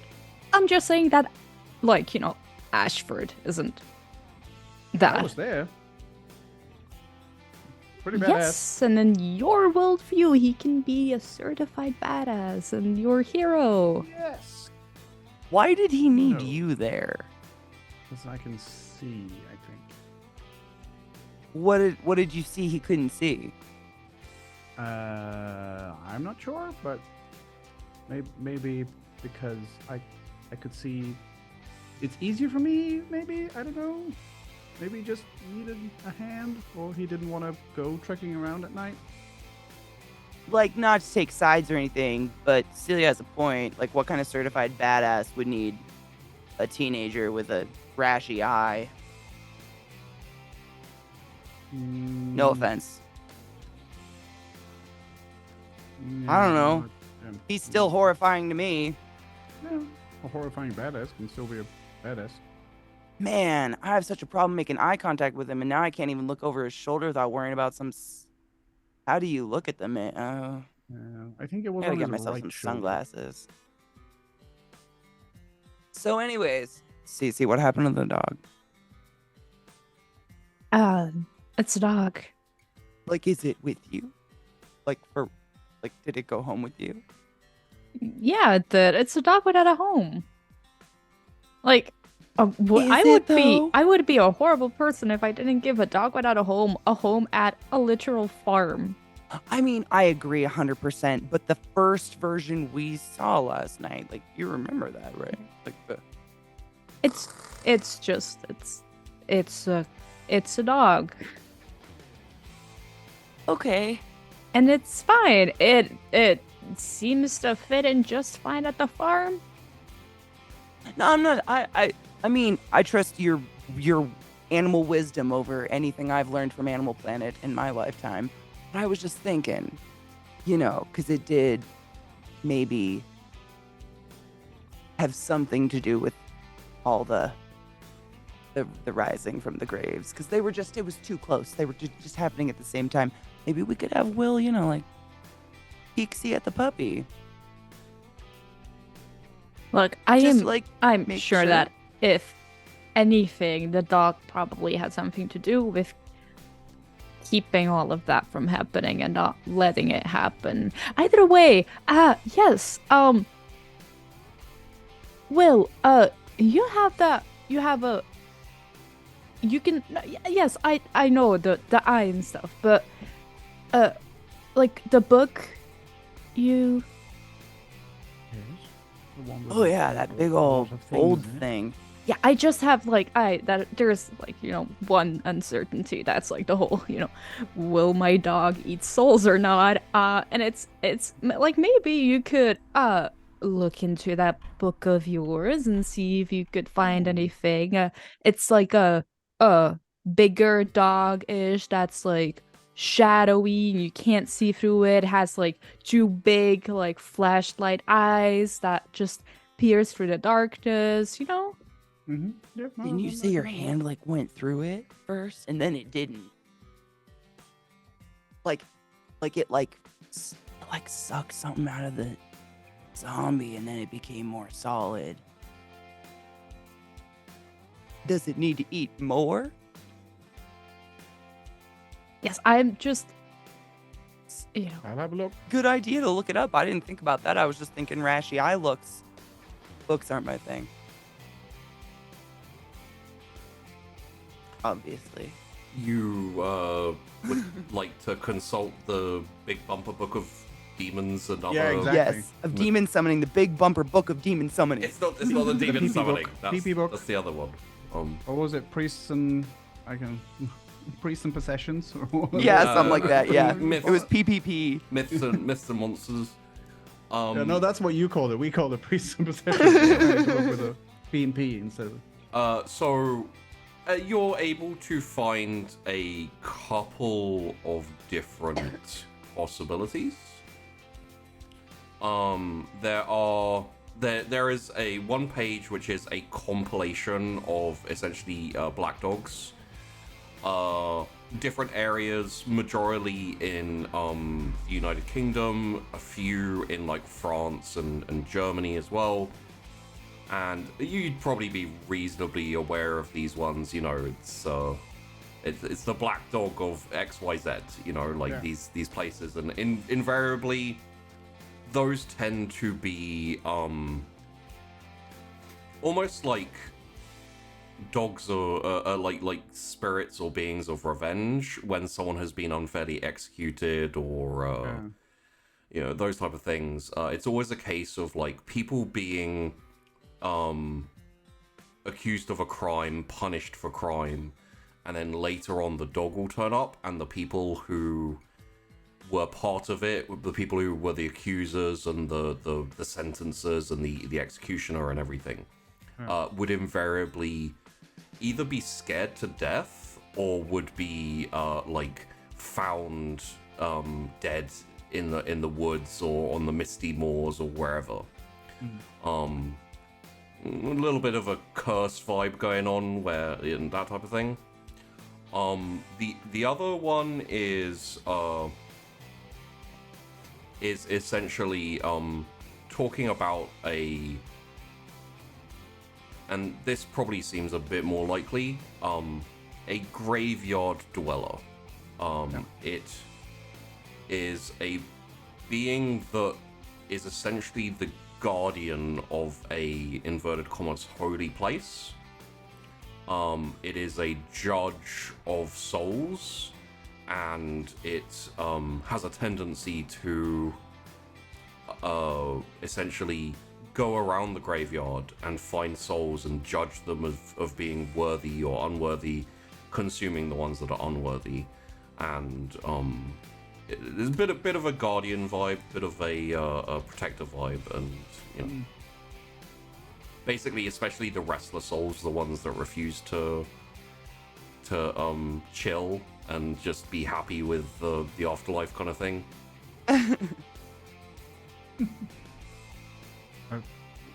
Will flips the book to the Black Beast of Ark. Yeah. Okay, yeah. Those are the two that stand out. There's a few other, like, there are a few other beasts. There's werewolves, obviously. There's the a couple of like werewolf style myths, which are beasts, but they're not really werewolves. They're not really dogs. They're more like out of control wild animals that just go on killing rampages and have to be hunted down by hunters and stuff like that. Yeah. Not that. Okay. Yeah. So do I have the information like now? Am I looking it up in the book now? I'm assuming you have your book with you, so yes, you would. So I like. You'd essentially be talking them convey through all it of this as you're going through. And my guess would be is that Cecilia would probably stop you on the Grim, the it's either Grim or Church Grim. So basically, Will just reads aloud from the book. Yeah. Okay. Don't read from the book. Cecilia will stop you on that page and say like, oh yeah, that it's this one, yeah, definitely. And she's like, does it turns the book like around anywhere? Okay, she was like, as she was saying, like, does it state any dietary restrictions there on the page? And she scans the page. At least an adult male's size soul every day. Not exactly. It does say that the Grim is not a dog. It is. Does it say that explicitly? Yes. The dog, the origins would be a dog that was buried under the church before it was built, and its spirit comes back and basically protects the church. Oh, it's a dead dog. I mean, that's the origin of the myth, at least. To be dead, you have to have a heart. It's a spirit. Can't die, right? I can give you a little bit more, which is that again, mythologically, and this would be part of the like little footnote in the book where it's like, oh, additionally, these are the myths and traditions behind the thing. the Grim was supposed to, as I said, like weigh the souls, consume the evil ones, protect the thing. There's also apparently it was supposed to protect the souls from the devil because of Christian churches and etc. Oh wait. The eye pops out. But yeah, there's aspects of like saving souls and stuff as well in there. So. Okay, so as she is reading through the page, Cecilia will say out loud, so I wonder what the harm is if you take away the judge and safekeeper of souls from the place it's supposed to do its job.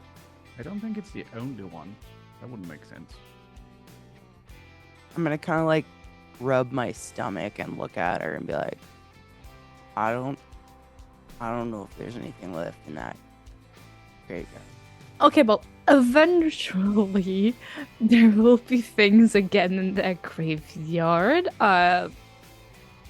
Even though there are none right now. Oops. Okay, right, but will yes. there? I mean, the gravekeeper's gone too. Is this like the natural cycle of a graveyard? Like in the weirdest way ever? Is there anything in that book about graveyards? Undead shit? Only in relation to the beasts themselves. Oh. I mean, there's zombies and ghouls and... Yeah, but I'm saying there's no section on graveyards. There's a section... Not specifically on graveyards. If you read about zombies, there is a section on graveyard in there, but they're not separate. Yeah. Okay, so George doesn't exactly hang out in libraries, so you're just gonna have to accept the nomenclature that comes out of her mouth. Yeah? Yeah. No, I'm just saying. Look for dead shit in the book, nerd. Please. Just start flipping. Yeah, okay. So I would say that you probably come across the Doulahan, the Black Dogs, the Grim, zombies, ghouls. What else would there be? I think probably you would see, I'm not sure how much you'd read up on it, but Black Annis as well. The scary one. The Spirit Eaters, I would say probably there'd be quite a few flesh eaters. What we're essentially talking about there is beings like the they're in Until Dawn. What the hell are they called? No. The Oh, I can't. It's like Flesh Eater? Yeah. Oh man, I don't remember. I know exactly. Wendigos. Thank you. Yeah. Oh, Wendigos. That's Dan's effort there. Thank you. Yeah, Wendigos would also be mentioned, but less so, because they're not undead themselves. Yeah. And then you got necromancers, and you got stories of skeletons coming back to life and wandering around. And then there's probably something about necrophages, like things that eat dead things. Yes, quite a few necrophages and quite a few Frankenstein-style stories of grave robbers who tried to build, golems and things like that. I discovered the key to life. It's pen ink, or If I'm like hovering over and watching him flip through pages, if I saw the necromancer stuff, I'd probably like point at it and be like, I forgot to say it talked. Would this... Like it could talk, it talked. Oh, like, okay. I tore its head off and it still talked. Huh. Or its head came off. Does that narrow it down? Not important. It spoke. Unlikely to be a zombie. That was my thought. Yeah, so I was thinking like it's got to be something that's being under control. but I don't know. More likely, and also unlikely to be a necromancer. Necromancers tend to have to operate within the role of, zombie, skeleton, whatever it is they're raising. Still has to operate under the rules of what it is. Okay. So more likely it would be something else propelling the dead body. Something that can't be stopped by just the body being, altered. So decapitation, for example, won't work if you are marionetting a dead body. So if someone else is controlling it, yeah, like that, then it will just. But unlikely anyone who's marionetting something will be able to make them talk or do anything like that. More likely, you're looking more towards the realm of ghoul. In the section on ghouls, which you eventually get to and look through. Ghouls are a very basic type of summon. Something that is summoned and given a task. And because the beings themselves are unable to fully manifest, for the most part, they have to find a body or find sometimes they find animals, sometimes they go to graveyards and find dead bodies. The best thing they can use, if they're trying to spy, they'll try and jump into like a bird of some kind, like a pigeon or a raven or something. Yeah. If they're told to, do something a bit more complex, they'll go after a dead body. Generally something that hasn't been dead super long, depending on what they have to do. That sounds like our winner. Yeah. Would Will know this stuff? Will wouldn't know it, but he would now know it, having read it in the book. I'm okay. I wasn't sure if there was like an index or something where he was getting this general information. No. I've read the book 4 or 5 times at this point, I think. Yeah. It's in the section on ghouls and yeah. Also, I will say this because I know that Will would have looked. There is no section on the burden, as you probably would have suspected. Yeah. But I was gonna ask that when we finished, but okay, there's nothing on the burden. No. Of course.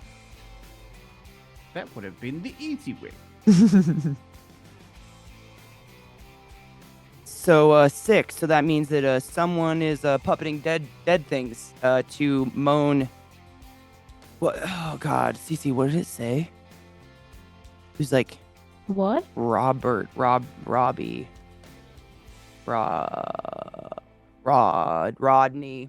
Oh, Did you not? I sort of yeah.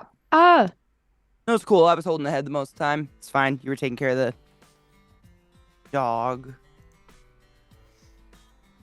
But yeah, anyways, it was just like thrashing at me and would not stop, so I pinned it down, and then it just would like moan that name over and over.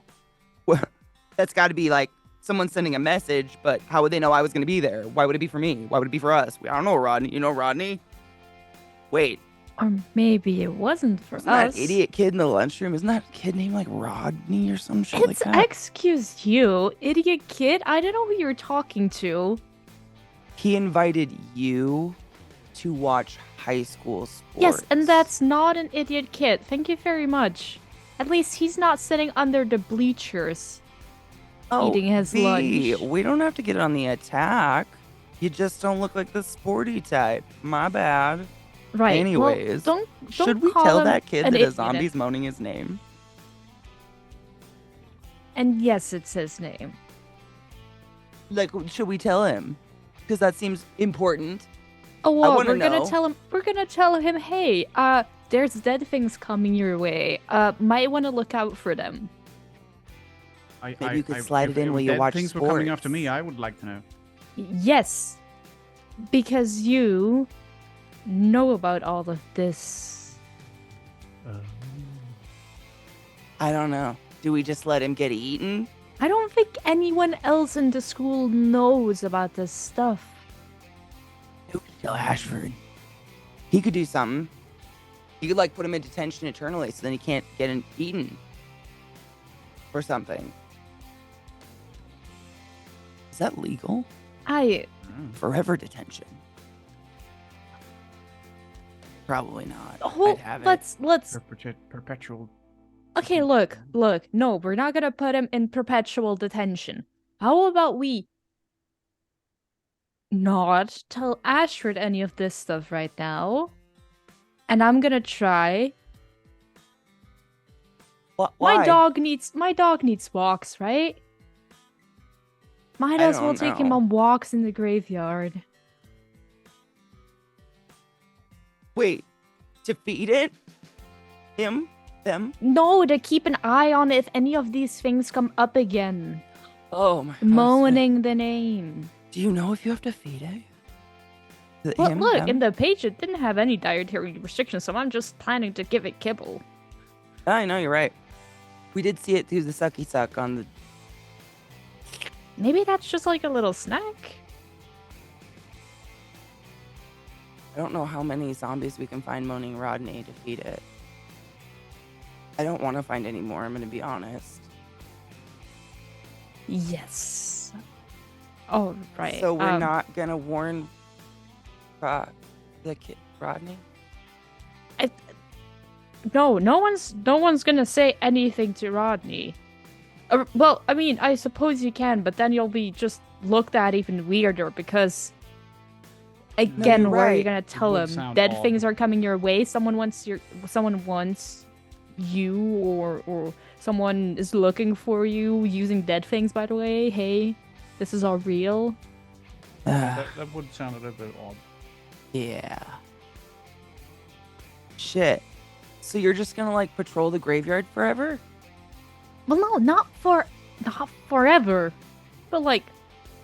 Wouldn't it be easier for you to just hang around with Rodney? Because then the whatever is coming would come towards you too. Yeah, well, I can't be with him like all of the time, you know. I have like after school clubs, and then like at the evening, you know, like I can't sleep with him.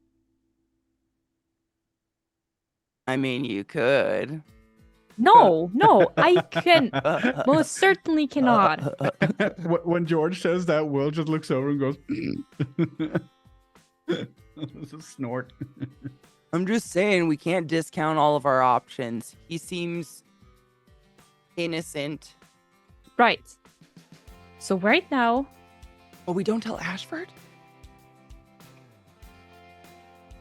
No, not yet. Just...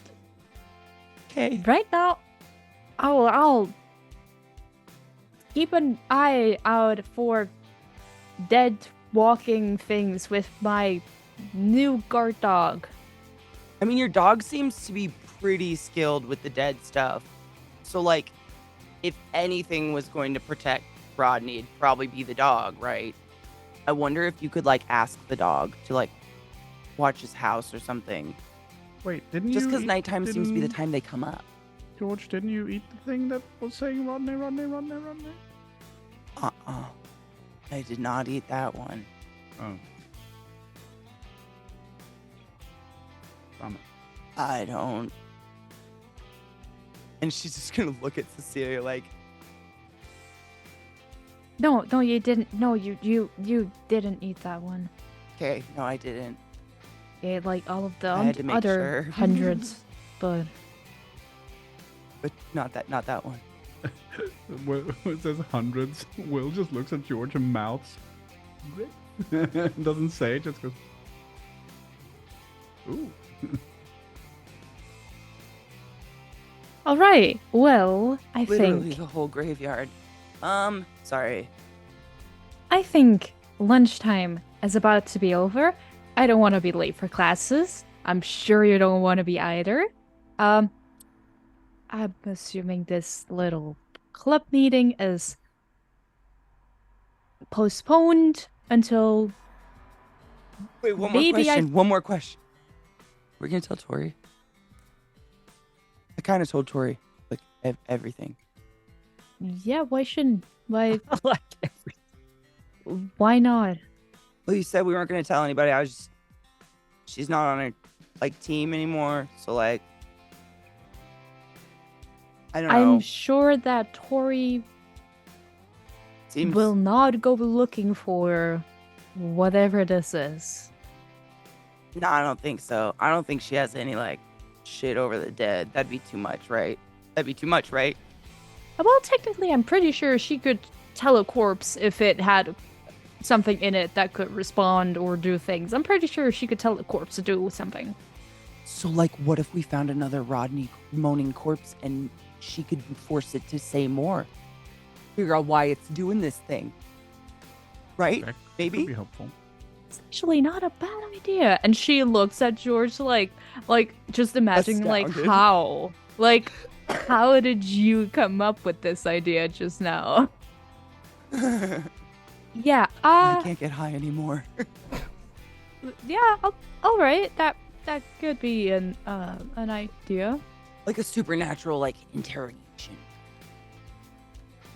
Because then we wouldn't have to do this forever. I was thinking literally like you were going to have to marry this kid or something. You know what I mean? Like, that's ridiculous. Just keep him from being, zombie moaned at or whatever. It seems like a way shorter path. And like Right. Tori's been experimenting. Like, undead seems fun. Or dangerous. Is this the first suggestion of Tori be experimenting to the rest of the group here? I think so. Probably. I don't know if they catch it or not. They might be one of those things that wakes them up in the middle of the night, like, oh my god, Tori, what? Tori's doing what? Yeah, I don't think I don't think it's registered right now. I think like as George starts to mumble on, she just like takes up her tray, like dusts off, takes the jacket, like just holds it, and she's like, all right. See you later. And enjoy the rest of the bleachers. They're all for you. You might want to check up on that kid to see if he actually still wakes up. I imagine as the camera like pans out as she's walking back towards the school, you just see George with like her hands on Will's collar, like shaking him like, you don't understand. Will's head, but I do. Yeah. Sorry. Friendly way, so, not an abusive way, just like Okay, so Cecilia heads back in, and classes are going to be starting fairly soon. So, and I imagine you wake Joel up and hang out for a little bit before, and just kind of general inane chat as opposed to zombies. Talking. I'd probably get the roach that I took out of his hand previously, relight it, like stick it back in his hand, like shake and be like, bro, shit, and he'd be like, oh yeah, hey. No, he wakes up at the start and he's like, don't touch the goldfish, huh? Bro, what is it with you and goldfish? My God. And I'll like throw a Ziploc baggie of goldfish crackers at his face. Is he talking about the biscuits or actual goldfish? Goldfish as a kid. Wait. In castles, you guys eat like goldfish in biscuits? What? No. There's no, a biscuit. Like the fish. There's a biscuit called goldfish. Those are not for your eating pleasure, bro. If you get it at the pet store, you're not supposed to put it in a pan. My God. They're for people. They're people biscuit. However, the bell goes. I'm assuming George doesn't know the biscuit cookie thing. Yeah. The bell goes and classes start up once again. Everyone. We're probably jogging in. Sweater's like, oh shit. Again, nothing. Getting in like right under the wire. Nothing that stands out in the classes. So I will say that you learn as much as you can. That's a very generic description of a class. You learn. Seeing as this is you learn things. Seeing as this is a fairly standard day, as standard days go. You're gonna make us roll face danger. Do we have an Ashford class? Just question before we totally end the day. Not today, no. We don't have an Ashford class. Okay. I was just gonna say I'd probably have a really hard time not just staring at him like. Hashtag Asford. Could all 4 of you please roll me a hit with all you've got? And this will be educational based. I want to see how your school work is going. See how well we learn. So I would actually like to voluntarily say that Tori has not been keeping up with her schoolwork at all. Noted and appreciated. I will include that. She is fully absorbed with the idea of this superpower she has, so Yeah. she hasn't really been doing her homework. I mean, couldn't she just tell her teacher she did? I mean, she could. I mean, it hasn't come up yet. I'm just wanting to see how you guys are doing. You know, What were we roll? What kind of move? go with hit with all you've got. Okay. Pluses are appropriate. Pluses It's fitting. Pluses and minuses based on your powers and weaknesses and everything, obviously. Yeah. That's the most real roll I've ever had in my life. Yeah. Yeah. when roles light up to roleplay. Yep. Rolls reflect life. Yeah. Oh, I did very well. oh, very nice, William. And that makes sense. What is this? Oh We're haunted. yeah, Siri. Oh my Right. god, we're haunted. Yeah. Okay. Cecilia. Oh, sorry. Let me. Cecilia got a 10. Also a great success. A great success. And Will, that's with a 1 in one of your dice. Will got an Yeah. 11. Ow. And George got a 6. So. I don't want to talk about it. Obviously this isn't going to come into play immediately, but it's good to know how things are progressing. And I figured, seeing as we had a, inverted commas, normal school day, it would be a good moment as we go through the. That feel when your normal school day includes looking up necromancy under the bleachers. Yeah. I know. I have to say that is a very strange normal school day. So. Hey, honey, how was school today? Oh, just standard stuff. Yeah. No. Dead bodies, necromancers, Yeah, exactly. wendigos. Yeah. It Oh, checks did you the just dissect a fuck dead out. body in biology? Not quite. So what I will say is you get through the day pretty good, pretty easy. Nothing too noteworthy to highlight. You probably occasionally speak to the occasional classmate. You do your lessons. George, you're feeling out of depth. Cecilia and Will, you're doing fine. Tori, I would imagine that you've noticed that you're a bit behind, but I also imagine that you also, Very much so. you're not worried about it, at least at this moment in time, I guess. I mean, Tori's attitude is you can always catch up, especially if you're me. Yes. I picture enough. some of Tori's girlfriends being the type of people that would literally give Tori their homework and fail themselves rather than let Tori not turn in homework. Yeah, there's a couple of them that would definitely. The super, super despies. But also, It's just like, I want you to love me. but well, especially with Laura there, because Laura doesn't really need to compete for the friendship, so it's kind of like any little benefit or edge I can get, I'll take. So yeah, there's a bit of that. With Cecilia and probably Tori ramping up to go to the game after school finishes. As school, I mean, I am literally going to the basketball game to hang out and demoralize Aaron. That's like my entire reason for going. Oh, I figured. I want my judgment of him to be palpable. Yeah. I want him to look up in the stands and fuck up his game entirely. Oh my god. Very spiteful. Noted. It's so teenage girl. I love it. With I'm feeling this. with Will having to have the counseling session. Yeah. George, are you waiting for him? Are you hanging around, or are you headed off after school finishes? I think at this point, it would be one of those things where Joel and I I don't know if we would know what Will was doing. Yeah. But Will would probably, like, as we were walking past the therapist's office door, he'd be like, all right, I'll see you guys later. And we'd probably be like, and just sit outside and wait. Yeah. We don't know what to do. There's only two of us. All right. Just lean against a wall and wait for him because cell phones don't exist, and these were the days. You guys are just chilling in like the front hall where the reception is, like, you know what I mean? Like, there's a couple chairs just sitting there, her eyes over the desk, like, yeah. Children. So, Will. Yes, that is me. You going to your appointment? Yeah, absolutely. All right. You not because I want to, but because if I don't, my mom's gonna find out. Mom. Isn't that the reason we all as children did everything? Yeah, I think so. Yeah.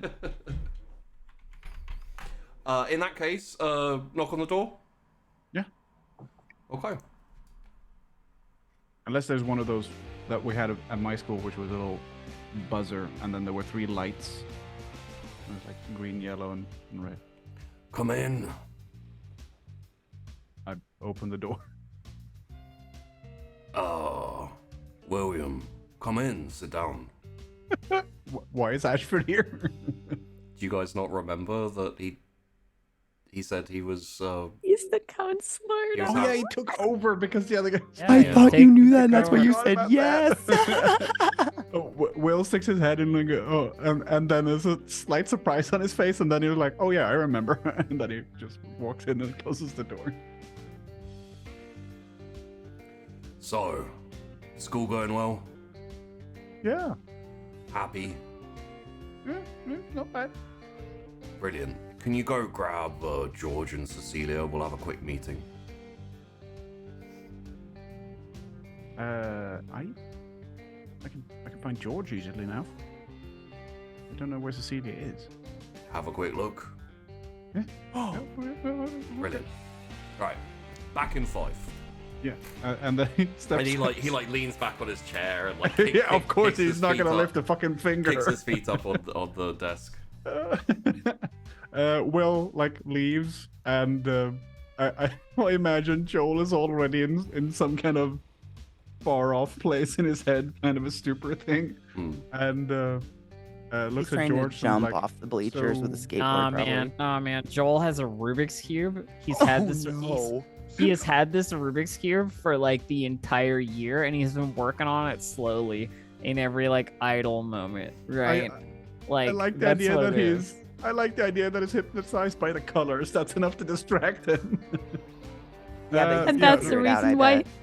That's the reason why he never finishes it. It's like literally never angry at it. You know what I mean? It's like one of those things where you just turn it, and you go oh, 3 reds. You know what I mean? And he turns it to show you guys look at this color combination. Hey, look, I got a cross. It's 3 colors, but it's a cross. And every day he wakes up, he's like the day before he was trying to get reds together, and then he's like, okay, now get those greens, and just messes up. Fucks the reds. In the process of getting the greens, he fucks up all the reds. Full on blank slate every morning. He just new. Yeah. Hell yeah. So yes. So Will goes out of the door, and I imagine George looks up and hey, that was quick. Yeah, literally. Apparently, you, me, and Cecilia need to have a quick meeting with Ashford. No.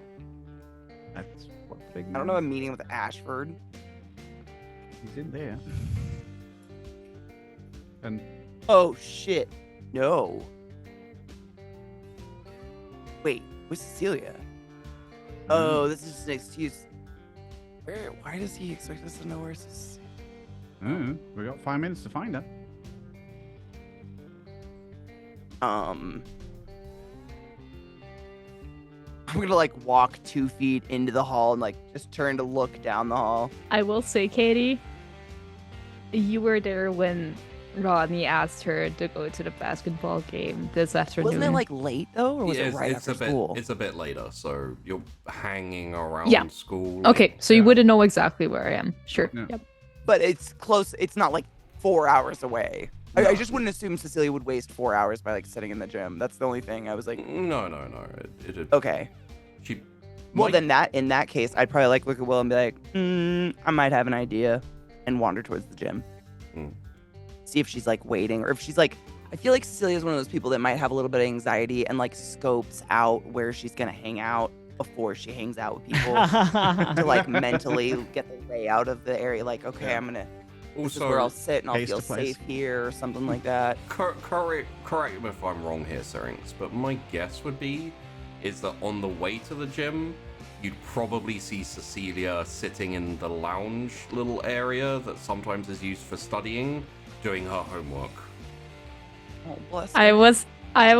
I'm totally down for that idea, because I was thinking like she wouldn't be scoping out or anything. She would probably be using the little time she has in between to do something useful, like practice one of her after school activities or studying. So I think she would be, I think she would be in that kind of area where people can do homework, but she would not be doing silent homework. She would be doing like foreign languages, so she would be speaking up and people would be annoyed because of it. And she wouldn't get it because like she's doing homework, right? Like she's just practicing her Spanish. Like, why are people getting annoyed? She's probably also got that little bit of like, look at me. I know lots of different languages and I'm learning them. Yeah. She's doing like French and Spanish and German, and she's doing all three of them in front of a whole load of people who are like, and not just the basic stuff either. It's not donde está la biblioteca, and then that's the end of it. Meanwhile, every single other person in the room has massive headphones on. So, George and Will going to find her together. Yeah. So you see her. Yeah, I assume Will would probably follow along. In the it's a little like sconced lounge area just before the gym and everything else there. Yeah. So even before you go in, you can kind of hear her going like, "Est-ce que je peux vous aider?" Yeah, if I heard her, I'd probably like move in that direction and, walk up behind her. Hola, muchacho.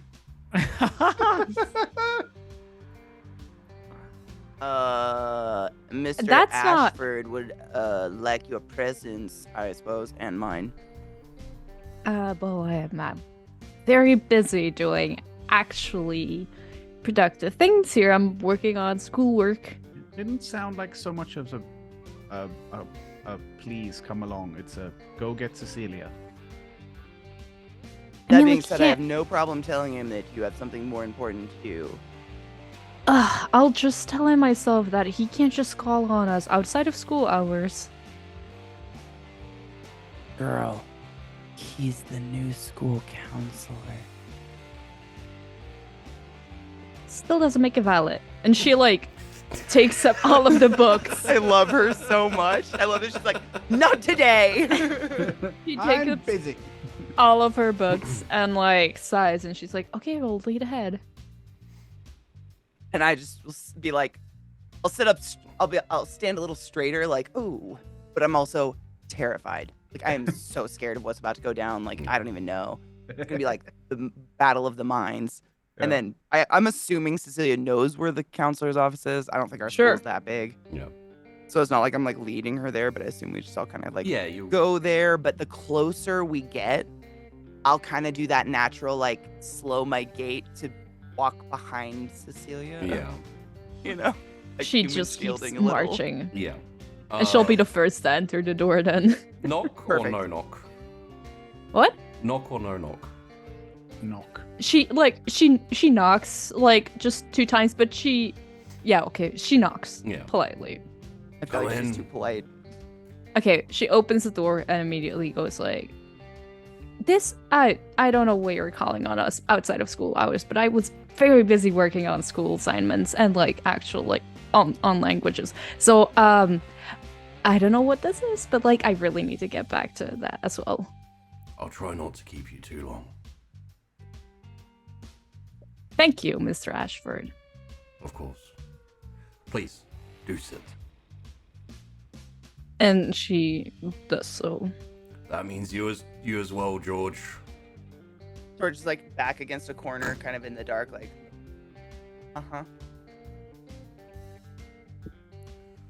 So, first up, how did it go? We're gonna talk about the graveyard. Right. It went great. We managed to do a lot of work. Then, sort of got sidetracked by a dog that was there, very friendly right now. Transformed into a normal dog. We found out it was a Grim or something. And then George did a lot of cleanup stuff, which made all of the zombies disappear. And so there's no more dead in the graveyard, which is one solution. And he looks over at George. I'm guessing that you haven't stored them anywhere. Uh-uh. Okay. Well, is that good. Normal?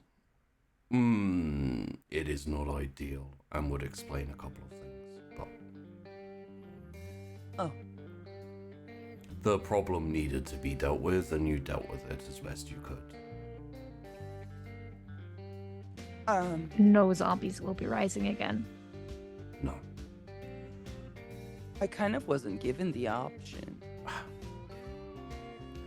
There is very little that we can do, given the circumstances. Unfortunately, things like that cannot be negotiated with or convinced to do move on or to... So, needs must. Unfortunate, but necessary. Okay. Make things a little bit harder for us going forward, but...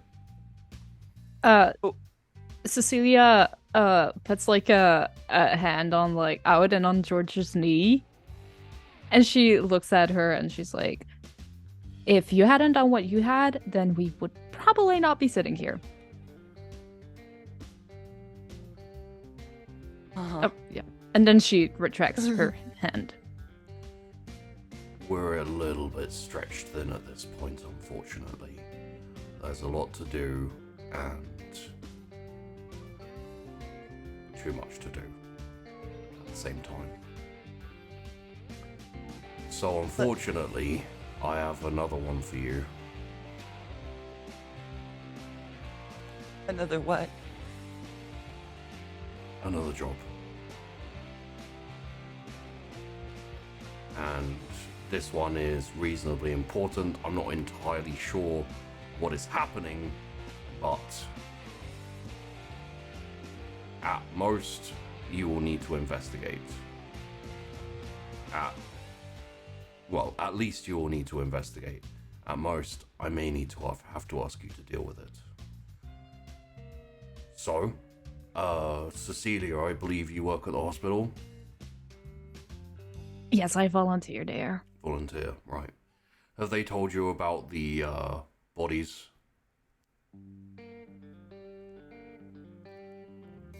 Have they, Sheepy? Have I heard anything about that? No. I don't suppose so. 4 bodies so far, missing a heart. I don't eat hearts, though. No, it's not implying that you do. Okay, All of them close to death. All of them patients in the hospital at the time. Police are investigating, however, my suspicion is that it is something else that they will not be able to find, deal with. Therefore, investigation. Cecilia, seeing as you volunteered, I thought I'd ask you to help on this one. I hope you don't mind. If there is danger in the hospital and something that's not supposed to be there killing people, and I'll look into it. I mean, it sounds like it's someone that lives there, that works at the hospital, and would know the conditions of patients. Most likely. Ew.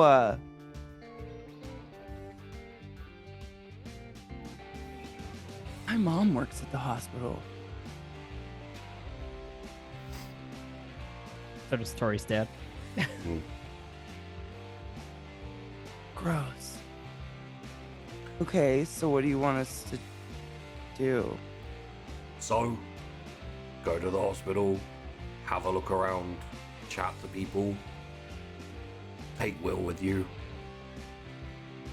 see what we Go can find. to the hospital and just ask about eating hearts? No, I wouldn't say that would be the first thing that you should do. I imagine the first thing you should do is get Will in there, see what he can see. Maybe it's nothing. Maybe it's just a regular run-of-the-mill psychopath. I don't know. So, if it's a regular run-of-the-mill psychopath, we don't do anything? Down to you at that point. It's not really We'll report it to the police if we find something like that. Yep. probably the best course of action. Yeah. If Heart. it is something that can be reasoned with, invariably it has gone too far and it should be either destroyed or banished, but this is not always possible, and especially given the current circumstances, more of that would be an issue. So try and convince it to leave or to stop what it's doing. Have a chat if you do end up face to face with it. Okay. Worst comes to worst, eat it, destroy it. Take your pick. All right, perfect. We will make sure that there is no more supernatural, non-supernatural threat running around the hospital. Eating hearts? Now, there is a basketball game in about 15 minutes, so is there anything else I'm needed for here? That is it. Great.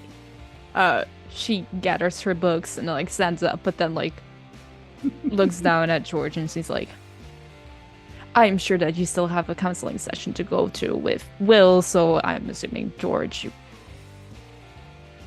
you want to come. I love sports. Great. You do love bleachers, so I mean, it's We'll be off. You're gonna be on the other side of them this time. We'll be off. She'll probably do that weird robotic stand and turn and just walk out. But it probably wouldn't be awkward because she is awkward around Ashford no matter what. He scares the shit out of her, Go team. especially now. All right, bye. And she walks out and lets Wait, George. did Ashford just say "Go team"? Yes. Do we not have a name for the team? Is it like Go Cougars or fucking? Yeah, I mean, we're the Quails, I would assume. Yeah. Yeah. Yay, Go poultry. Quail. Yay, poultry. Home of the Quails.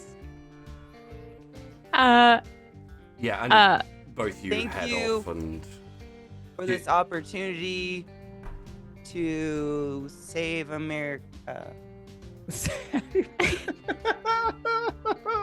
go. Right. Go And Eagles. Cece ushers George out of the room, shuts the door behind her. And once they're out there, she'll say like, "Yeah, I didn't mean you. I almost threw up. Yeah, I just gave you the way out to also let you leave the room without having to be stuck there and not daring to ask him. But the invitation wasn't like I do not the want to basketball. watch basketball. Fuck. Yeah. George, you don't want to come watch basketball? Are you serious? I think she really thought she was gonna have to go. Like this was the plan. Oh, dude, thanks. Did you see anything on it? I didn't see it. No, I did not see a giant skeleton above him. Me neither.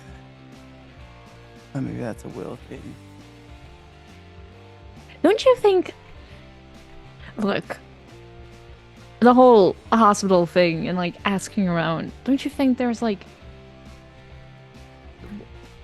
hypothetically, what would be the bad thing if we were to just ask Tori to come along with all of this, and maybe she can get a gain out of it herself? No, I think that's actually a really good idea. I mean, Will might be able to see, the fart trail of something, but what do we do when we find the something? And if Tori's willing to come along, we don't really have to worry about it because she can make them do whatever, right?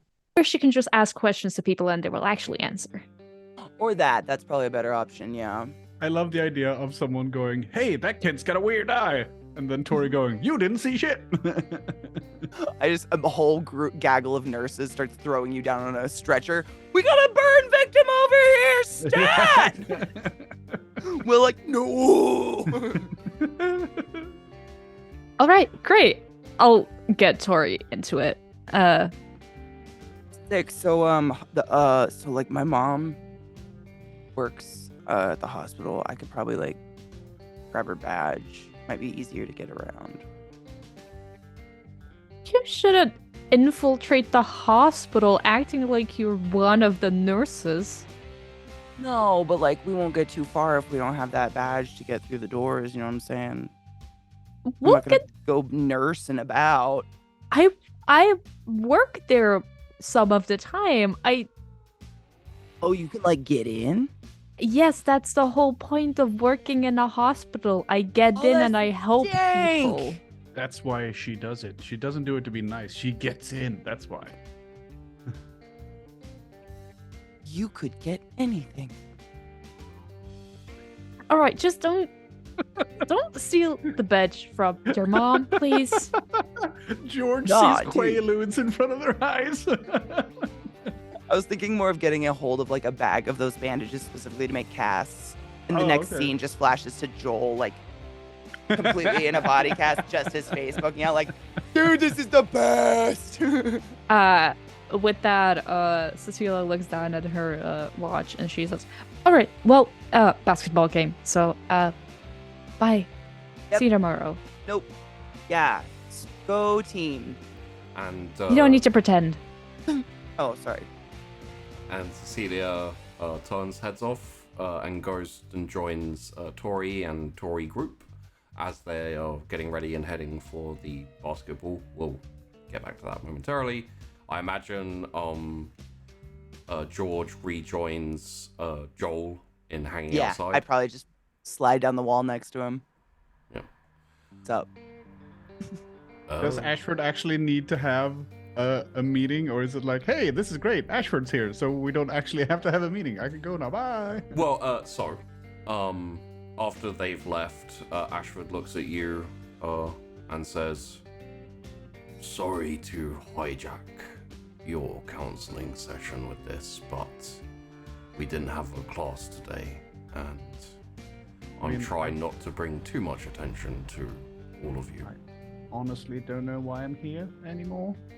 I mean, to begin with, I got it. I was a new kid, but I don't understand why we have to do these. Well, you were bullied quite heavily at your law school. Yeah, it's also the other side of the Atlantic Ocean. And I haven't been bullied here at all, so... Well, that's a lie. Well, significantly less. Things have improved recently. Yes. However, that is mostly due to George, and not to yourself.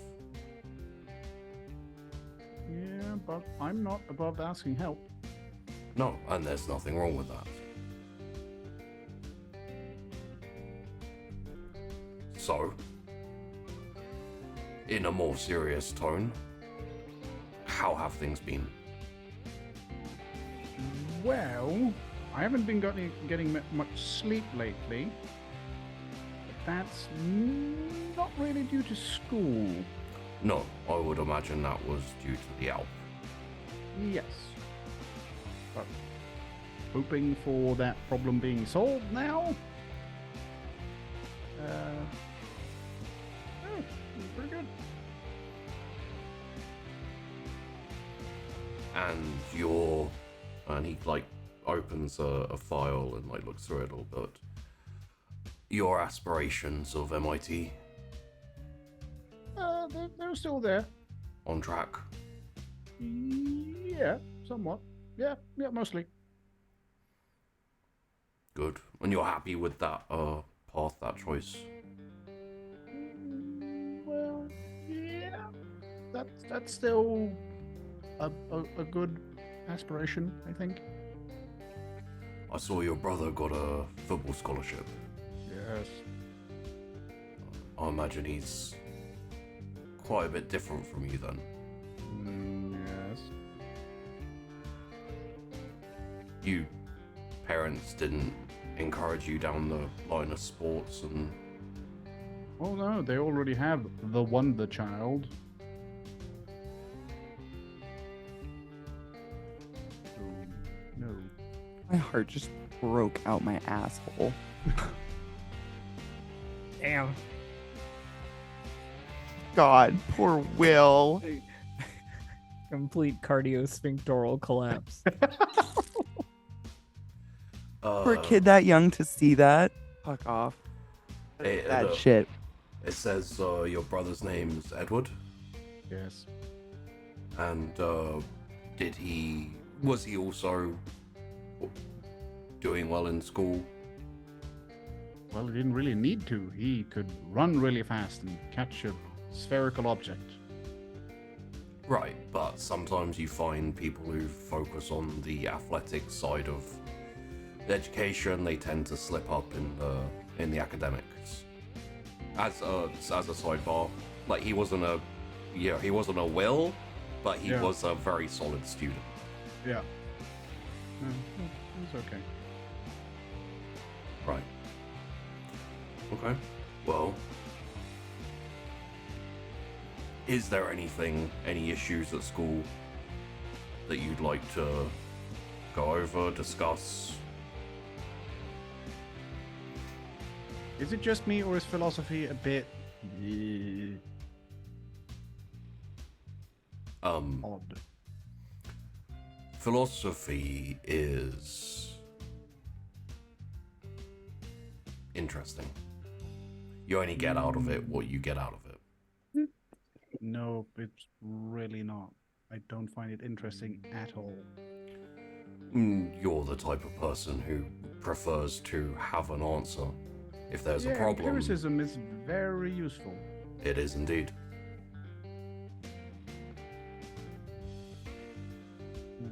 Other than that, everything's pretty good. Well, if you like, I can possibly see about getting you a different class, if you'd prefer not to. Yes.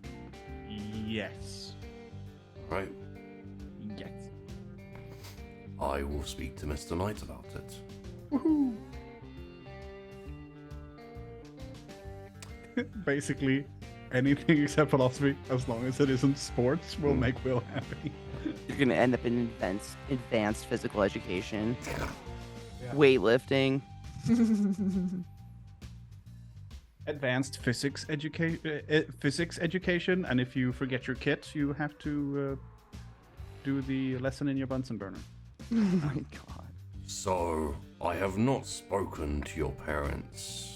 I don't have an intention to. I don't think it is necessary currently. Obviously, if they request a meeting with me, I'll be unable to turn it down. But my intention is to tell them that you are doing well in school, you are making friends, and there are no problems that you faced before. I will be as convincing as possible. Yeah, that does sound like something they would like to hear. So, technically speaking, there is no reason for you to continue counseling. However, if you are interested, we can use these counseling sessions to bring you up to speed a little bit on things you may need to be knowledgeable about going forward. That would be a better use of, I think, both our times. I agree. So, yes. So, the first thing that we need to talk about is let's call it the gravity well. It doesn't have a name. Okay. And he takes off his glasses. Oh my god. Ashford without glasses. Reaches behind himself, pulls out a big book, opens it up, and we fade as he starts to tell you about the gravity well. Oh my god, Will's getting an education that actually has an impact on his future that's not going to involve MIT. Woohoo! Now it's canon that Ashford just wears the glasses to look cool. Oh yeah, definitely. No. I think they're anti-reading glasses. So when he has to read, he takes them off. So I think he's nearsighted, and then he takes them off because then he can read just fine without the glasses. It would have been so funny to see him like with the glasses on, trying to read, like taking the book, trying to read, and then like having to either commit to the bit and like pretend like he's like able to read it, or like admit that he can't with the sunglasses on. Super strong light just so he can see what's in the book because he's wearing fucking welding glasses all the time. At least like a magnesium fucking torch on them. If anyone was to commit to the bit, I could see it being Ashford, to be honest. Yeah, definitely. Him, if anyone. Cecilia and Tori, Tori, Cecilia joins the group, and I don't really feel we need to go over the intricacies of, like, hey, how you doing? Hey, how you doing? Like, no, I think that's fine. So we will cut to and fade in on the stands overlooking the like audience stand. I will say narratively at this point, I haven't been involved in this last 3 hours of whatever's going on. Yeah. And I just want to put it out there that if this was a TV show, this is the best you've ever seen Tori look. This is like to the nines fucking Tori action. You know what I mean? Does she go home before the game? Yeah, to read? She absolutely has gone home and spent time and like come back. You know, and I think we like bring it in by just like Cecilia looking up and just like going like just taking a double take and going like, you look nice. Tori gives her a look that's like, I expect you to say a little more than nice. Like, yeah. Come on. And as she notices the look, she's like, as she turns away, she's like, oh. So, with that, yes. So what was like the coolest shoe in 1995? I'm trying to think. Was it like K-Swiss or Adidas? Yeah, like I don't know. Because she would have those bitches like up on the seat in front of her, even if the stadium was packed. No one would ask for that seat. You know what I'm saying? No. They would shine. This is like the quintessential vibe that I'm going for here is, I dumped this guy, and he's going to hate that, and everyone look at me, I'm single. It's not I dumped this guy and he's going to hate that. It's I dumped this guy, and I'm gonna make sure he hates that. I'm gonna make sure he hates that. Can I say that Cecilia went to sit next to Tori, and like Rodney is on the other side? So like it's like Tori, Cecilia, and Rodney. Split, yeah. That's adorable. We will sorry, 1 second. We will fade in on probably I would say the game having just started, and there's the squeaking of sneakers on the basketball court. You know that like typical squeaking and everything on the court. Aaron is obviously in the game. The rest of I will say as the game goes on, the rest of the team does decently. I would say for Tori, who has probably seen them play before, you don't see too much of it. You can maybe tell yourself that he's not playing as well, or he's a little distracted, but deep down, like, there's not too much difference in his game at the very least. So, take that how you take it. I mean, he's good at basketball. What can I say, right? Like, there's only so much like mental anguish I can leverage. Well, that's not true. There's a lot of mental anguish Tori can leverage at this point. Yeah, but not here. Oof. So, what I will say is, as the camera fades in, we see the basketball game just having started. We see Cecilia and Rodney sitting next to each other, and we see Tori decked out. Like how does Tori look? Like, give me a fucking. Oh, I'm so terrible at this. I can only give you like the general vibe here. Is like you know, I'm thinking like 1990s glow up is very different to like modern glow up, if you know what I mean. Yeah. Like, I don't know. I butterfly clips, 100%. Low-rise jeans, absolutely. Belly button ring, if it's there, it's fucking visible. But you have a cute jean jacket on, and you get really offended if anyone notices jean jacket, it. Yeah. Because obviously, huge hoops that probably touch your shoulders, and then like the stickiest, weirdest lip gloss that you've. I mean, imagine putting like wet rubber cement on your mouth, and every time you open your mouth there's like strings of it. Super shiny. White eyeliner, super shiny. White eyeliner, it was all about the sparkles. White eyeliner, oh my god. White eyeliner, blue mascara, butterfly clips holding like your streaky hair back, the skunk stripes. Oh yeah. Yeah. But everything was about like glitter, like pants had glitter down the seams and fucking bedazzling shit. Yeah, it was like the 80s vomited on the entire 90s, really. Yeah. So I think, I mean, Katie's hitting it up, right? Of all that. But just like, it is like a very overt attempt to look good. You know what I mean? Like, even more so than Princess Bride, Mandy Moore. That's what I picture. Yeah, there you go. Even more so than her like day to day, basically. Yeah. And I will say,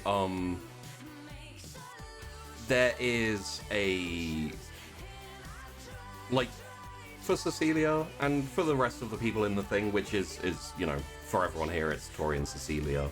The other two are off on their own things. There are glances and looks and things, like people in the stands like look back, and there is almost as much attention on Tori as there is on the game. And so, Cecilia, like, take that in stride, because you're right next to Tori, so you're going to get glances too, just, like, you know. You're in my orbit right now. Yeah. Love that. Such a perfect word. So, with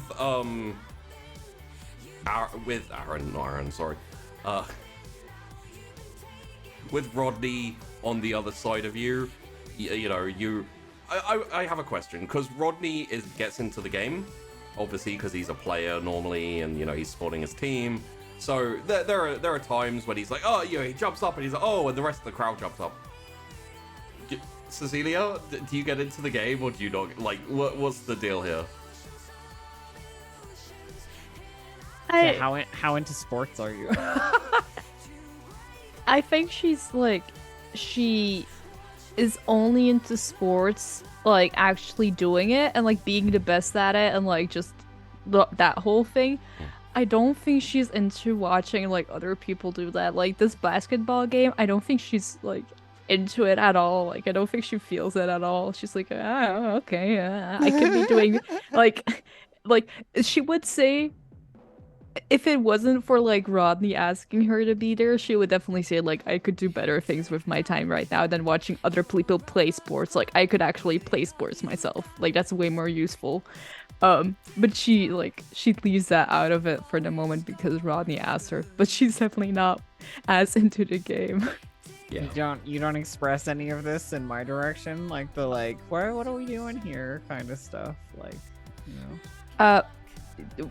Express what exactly in your direction? You know, if you're like, I could be doing better fucking shit with my time than watching basketball, it's like maybe there's a little bit of that like dialogue. I don't know. Okay, maybe not in that exact. I've been thinking about something and I was stopping myself, but I think it could come up in the way that Cecilia, as oblivious as she is, would probably make like she doesn't know like the game very well because like she doesn't do basketball, so she's like vague about all of the things, and she would start to make like a comment to you as in like, oh, Rodney is like really up in his game right now, and then she's like, oh, yeah. You mean Aaron? You mean Aaron? Yeah. Shit, yeah. So she would Rodney, make like, turns around like, I'm not even playing. She would make the offhand comment of trying to live into the game a little bit, but then I think Tori is like, he's always been a good player, you know, like just like totally brush it off, like it's fine, right? Like, yeah, you can totally see that. She's like inwardly cursing that he's doing well because she wanted him to do badly and for it to reflect on him in its entirety. And as you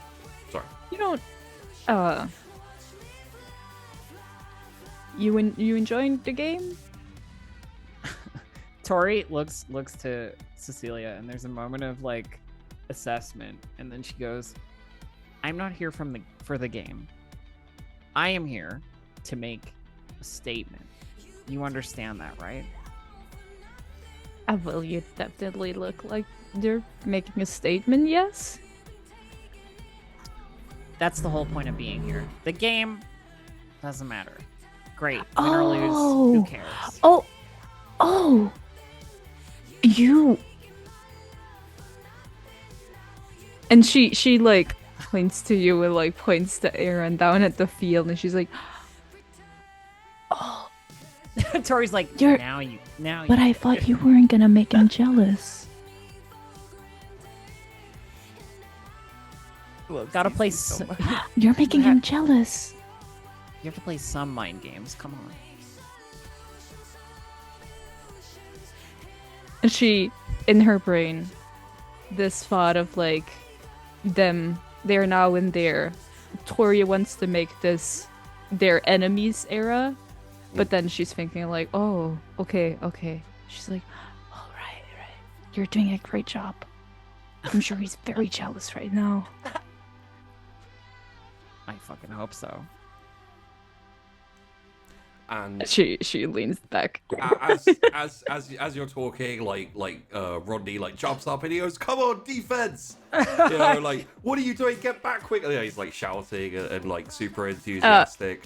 Cecilia will Tori manages this entire dialogue while maintaining like looking at the game. You know what I mean? And like the smile and the like yay team stuff going on while she's talking with Cece like at the corner of her mouth. Yay teams. Yeah.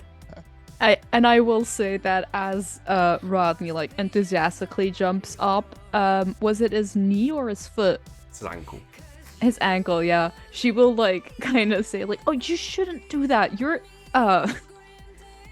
you shouldn't jump up like that. Your ankle." Yeah, and as you like put your put your hand up like that, like he's like so engrossed in the game, he just kind of reaches over and like grabs your hand. He's like, "Come on, go!" And he's like just got your hand oh my god. And she shuts up. She's like, "Oh, all right." And then like he's still like super engrossed in the game, and he like sits down, and you know his hand goes down onto your knee. He's still like holding your hand. Yeah, she completely shuts up and like becomes like beet red. Like her vision just goes full red. It's like, and there's like a humming in her head, and the anime like blush immediately. The blush like goes like. Yeah, and it's like no attention to the game anymore whatsoever. Definitely. Does she squeeze back?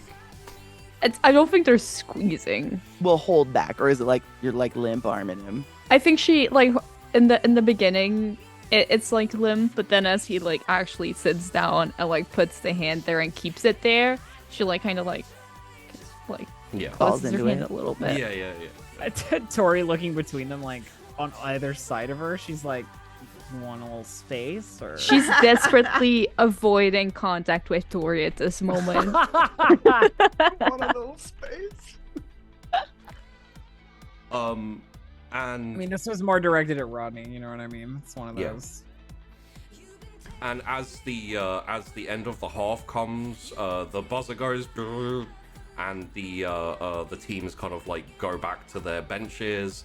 The home team, which is Aaron and Rodney's team, the Quails, go to their bench on the other side from where you guys are sitting, kind of looking over.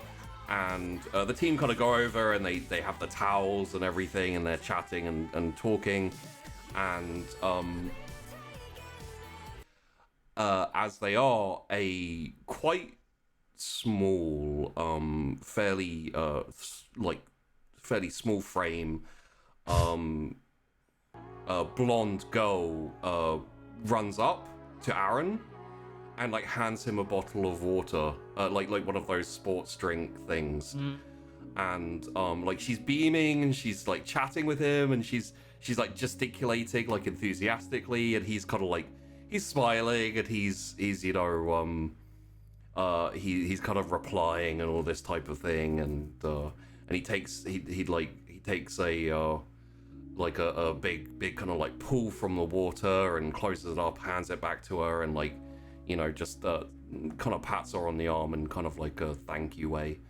And she like beams and she's happy, and then she kind of like trots off back towards the bench.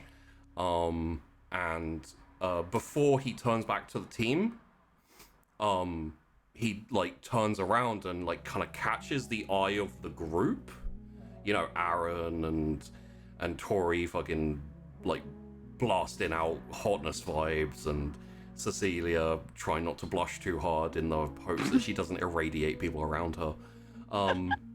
And like there's a half second of pause, and then he beams, he smiles, he like waves at everyone, just like hey, and then he's a couple of the group, especially Rodney, is like, yeah, go Aaron, woo, and he gives a thumbs up and then heads back to the bench, like starts talking with the team and everything. Tori's reply is very cold, but she's currently doing the mental calculations of how to destroy whoever that girl was, like right now. I can tell you will know who she is, because she has a not a reputation. She not in that way.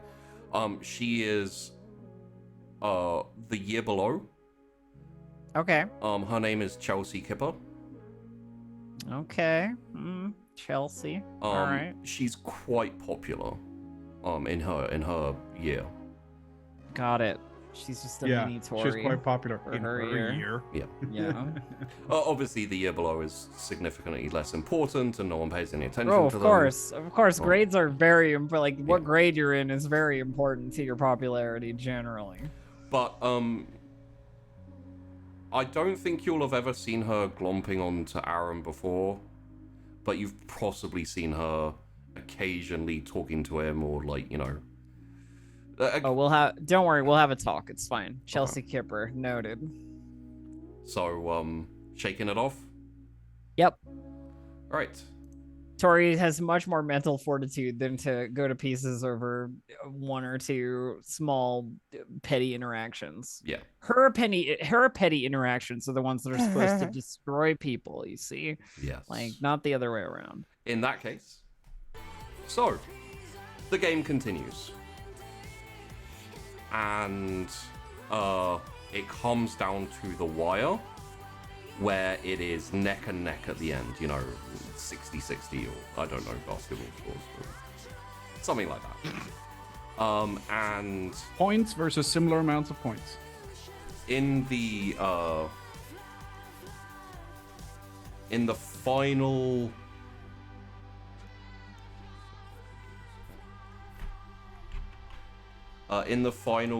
seconds, the ball is passed to Aaron.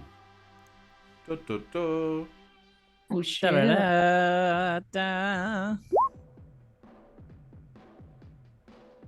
and he sinks it. 3 points. Ah, great success for Aaron. And everyone jumps up, and as fucking double sixes. What a champ.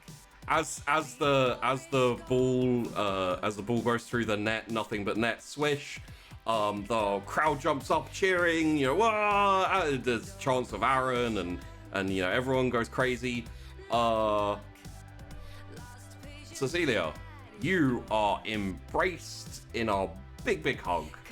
Oh shit. I was about to say, like, I think, like, because this is the last point and, like, everyone is, like, extra excited, like, she would try to, like, she would also try to go up and, like, just clap or something. Oh yeah. So she would also... As you go up, so does Aaron, and he like turns and like hugs you and like kisses you on the cheek, and he's like so excited, and then he like turns around, but he's still got his like hand around your waist, and he's like, yeah, you know, like cheering, and Aaron, way to go, buddy. And I think there's like the again, like just blushing so hard, but also like not like stopped working or anything, but the whole like the vibe and the enthusiasm of everything makes her like act in that way as well. Yeah. So it would make her like enthusiastic and happy as well, right? Yeah. Contagious. Yeah. And maybe there'll even be go quails out of her mouth. Oh shit. And as the camera zooms out and away, as you know, some people go onto the court to celebrate with the players. The players are in a circle. Camera kind of fades out away, goes through a window in the gymnasium, and off into Quail Town, into the QT. We fade on that scene, and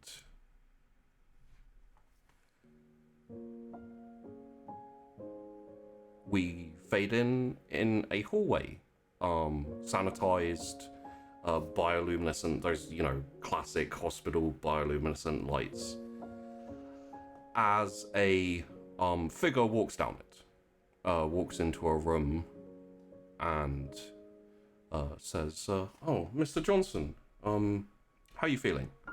And the man in the bed says, yeah, I do feel quite good, so still giving me a bit of pain, but I think I'm on the mend. And the doctor says, oh, good. Well, I'll check in with you tomorrow and see how that's going.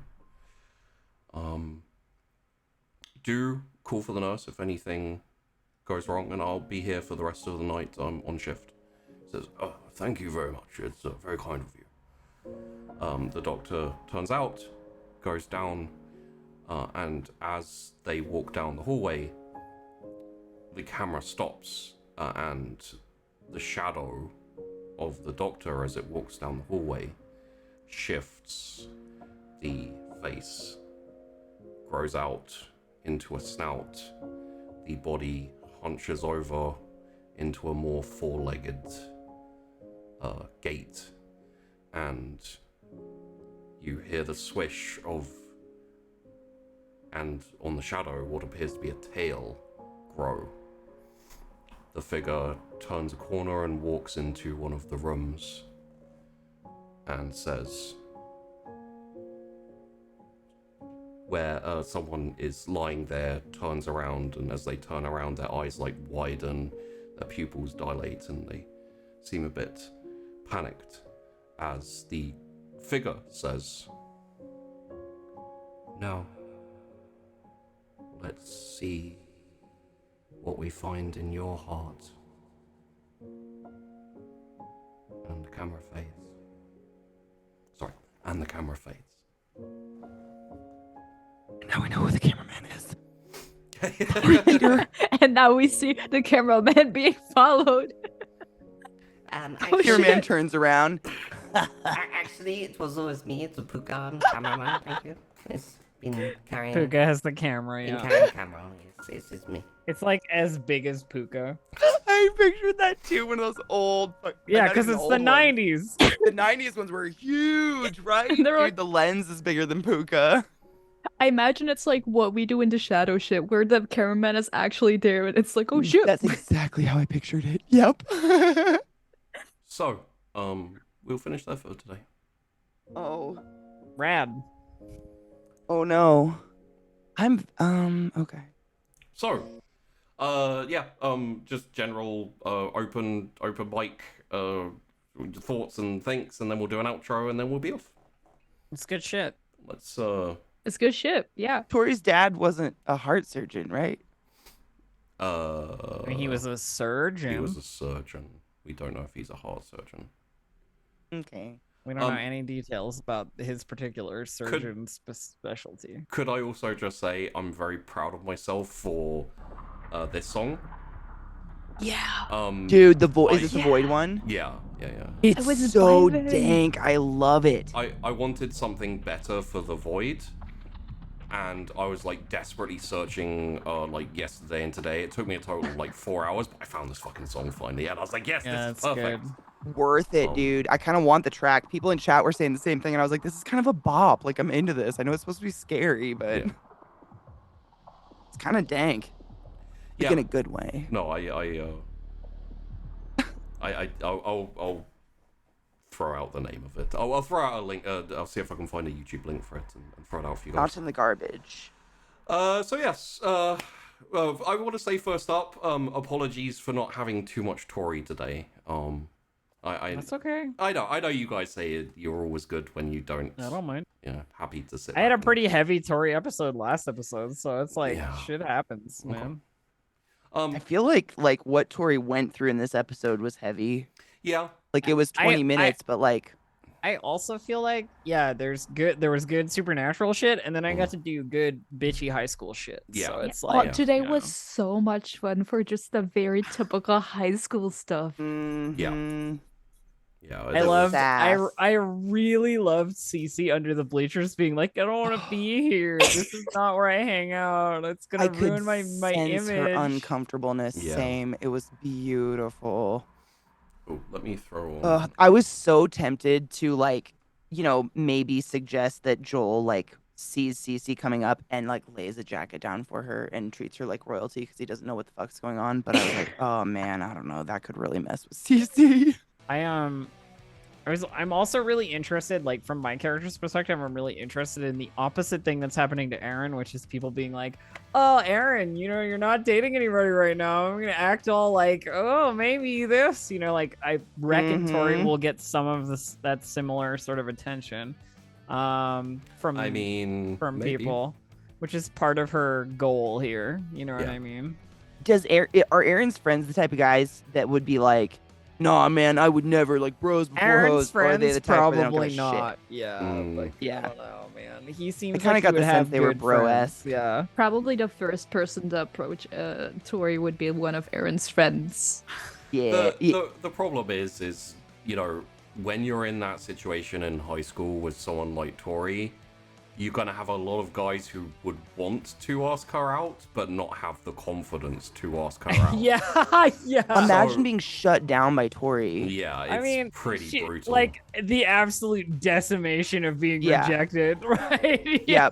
You just go home and you cry. I think we'd find that. I think we're probably gonna find that maybe a couple of Aaron's more confident friends at most. Whereas Aaron is way too nice and therefore really easy to approach, right? And that's one of the frustrating things. With that instance with Chelsea, you have no idea if he's just being friendly or if he's interested or if he's happy or anything. The great thing from Tori's perspective is that none of that matters. Yeah. Is he just being friendly? Maybe he should be less overtly friendly with people when I'm judging them. Yeah. You know what I mean?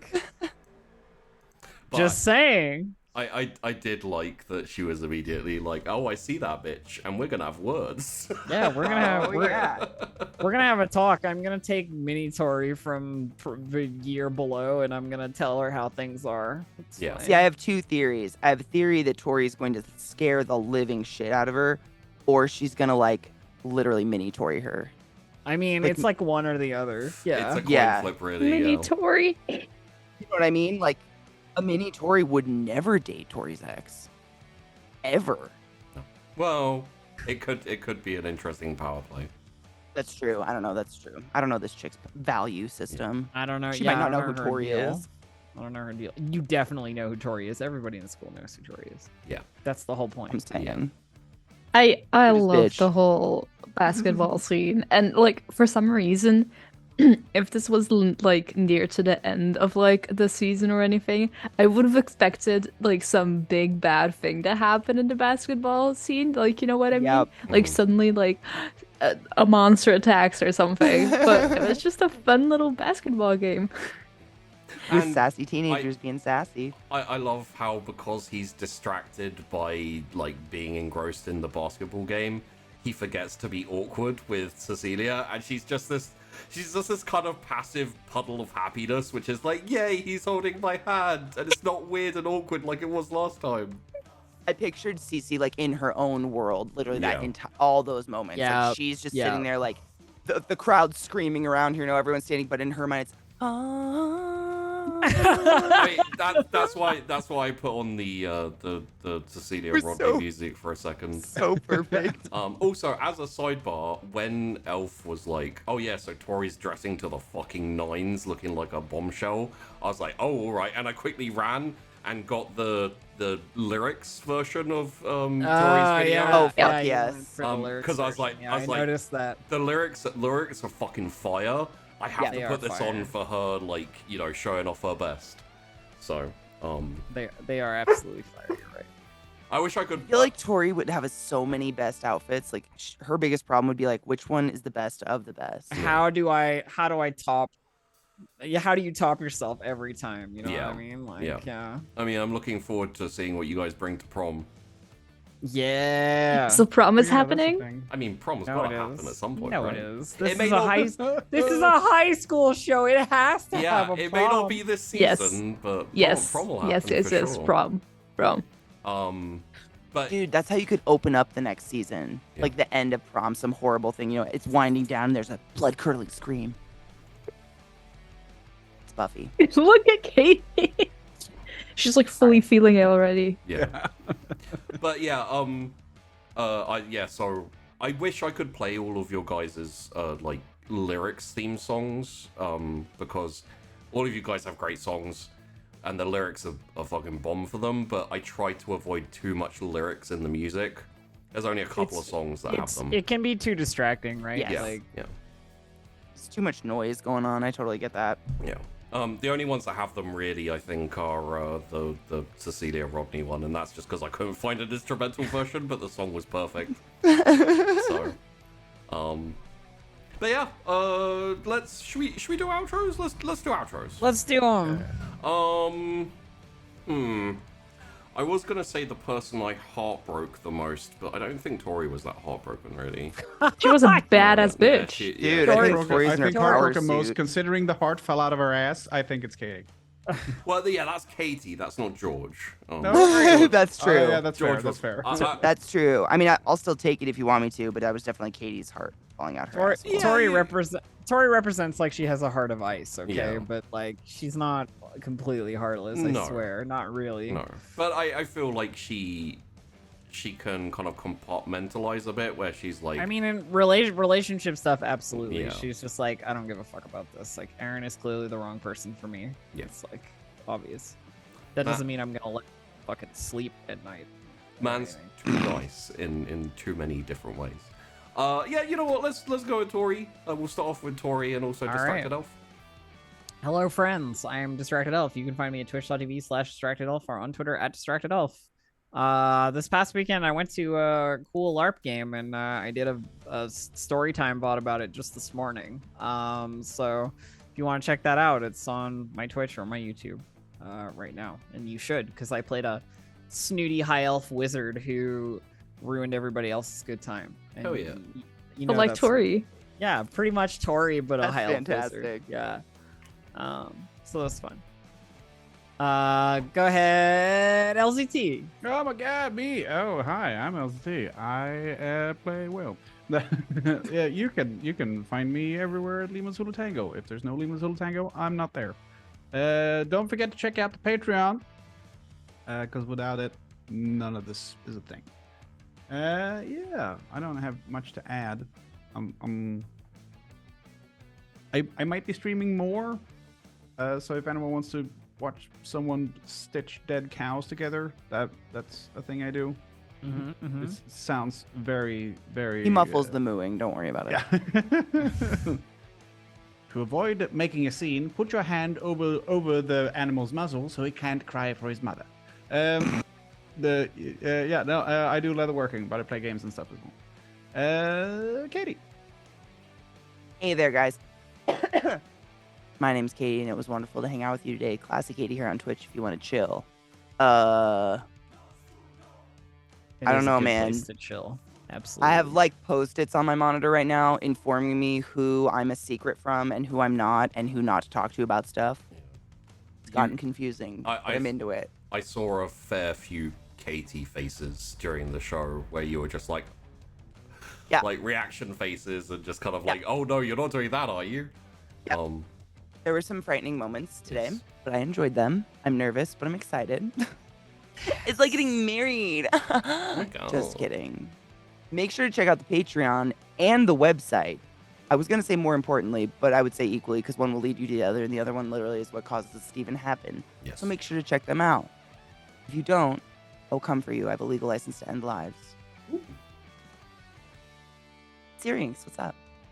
It was nice to hang out with you as well today. Hey, I'm Syrinx. I've been playing Cecilia. You can find me on Twitter and Instagram as Syrinx. I like to do role-playing stuff. Yeah. Other than that, be sure to keep an eye on the website and the Patreon for anime sports campaign. Hell yeah. Dude, I'm such a boner for that. Among other Hell things. Yeah.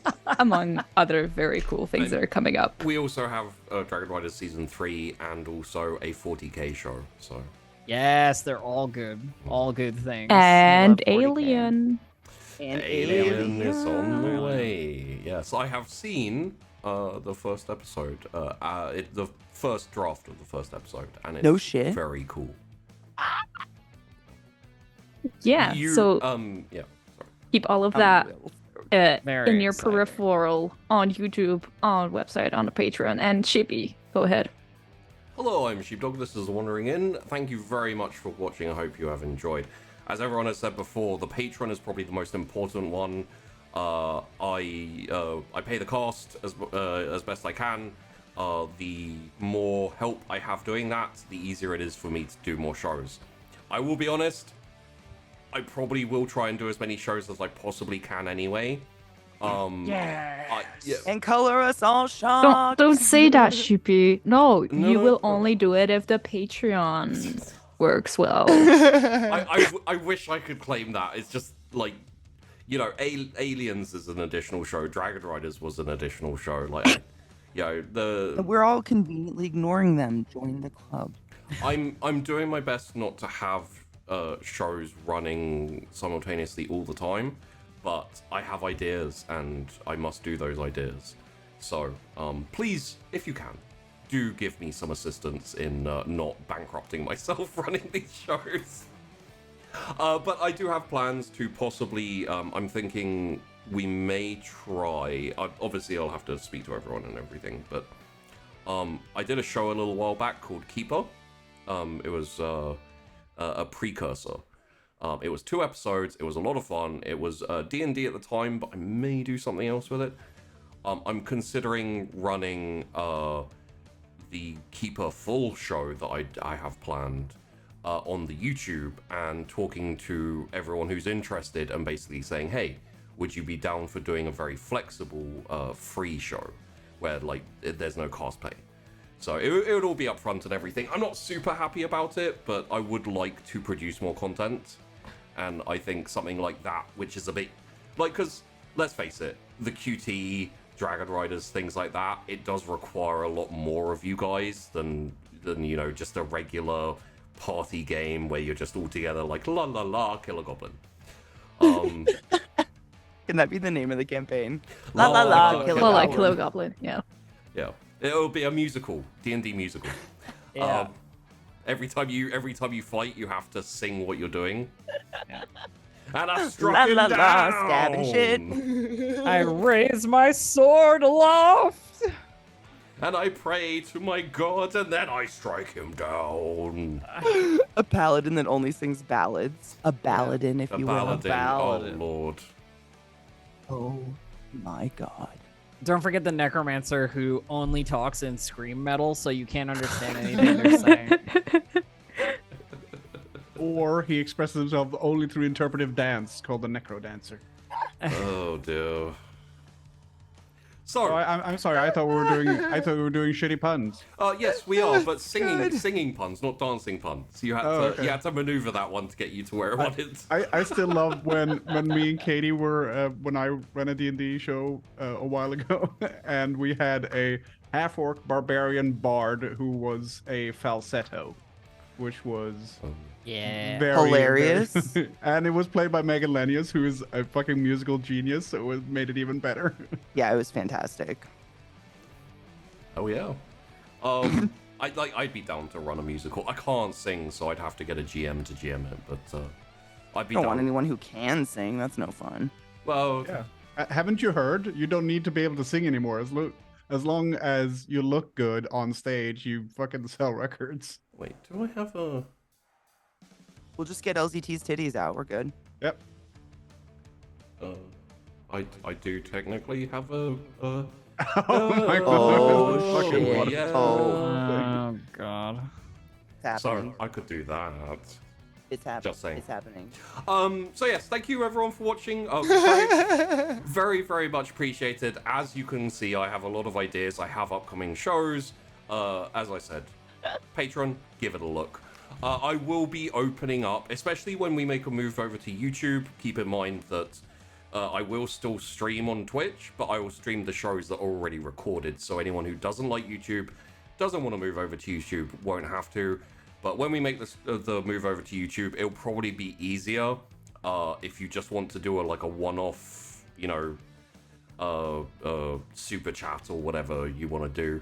It'll be possible to do it over on YouTube. I haven't set up any type of one-off donations or anything for Twitch and etc. I am aware it needs to be a thing because not everyone wants to commit monthly, but people do like to contribute. So that'll be an option going forward in the future. Then a lot of people don't like when the platform takes a cut. I mean, you say that, but the people are more happy to subscribe on Twitch than on Patreon, so... Yeah, but they get emotes, bro. Yeah. Anyway, thank you very much for watching, everyone. I've had a great time. And as I slowly turn off the music so that you can get the awesome fucking outro that Safi Pie made, Fucking A. I will say see you not next week, because we are not doing next week, but the week after that. So, yeah. Thanks for watching, and see you in a couple of weeks. Bye. Continued.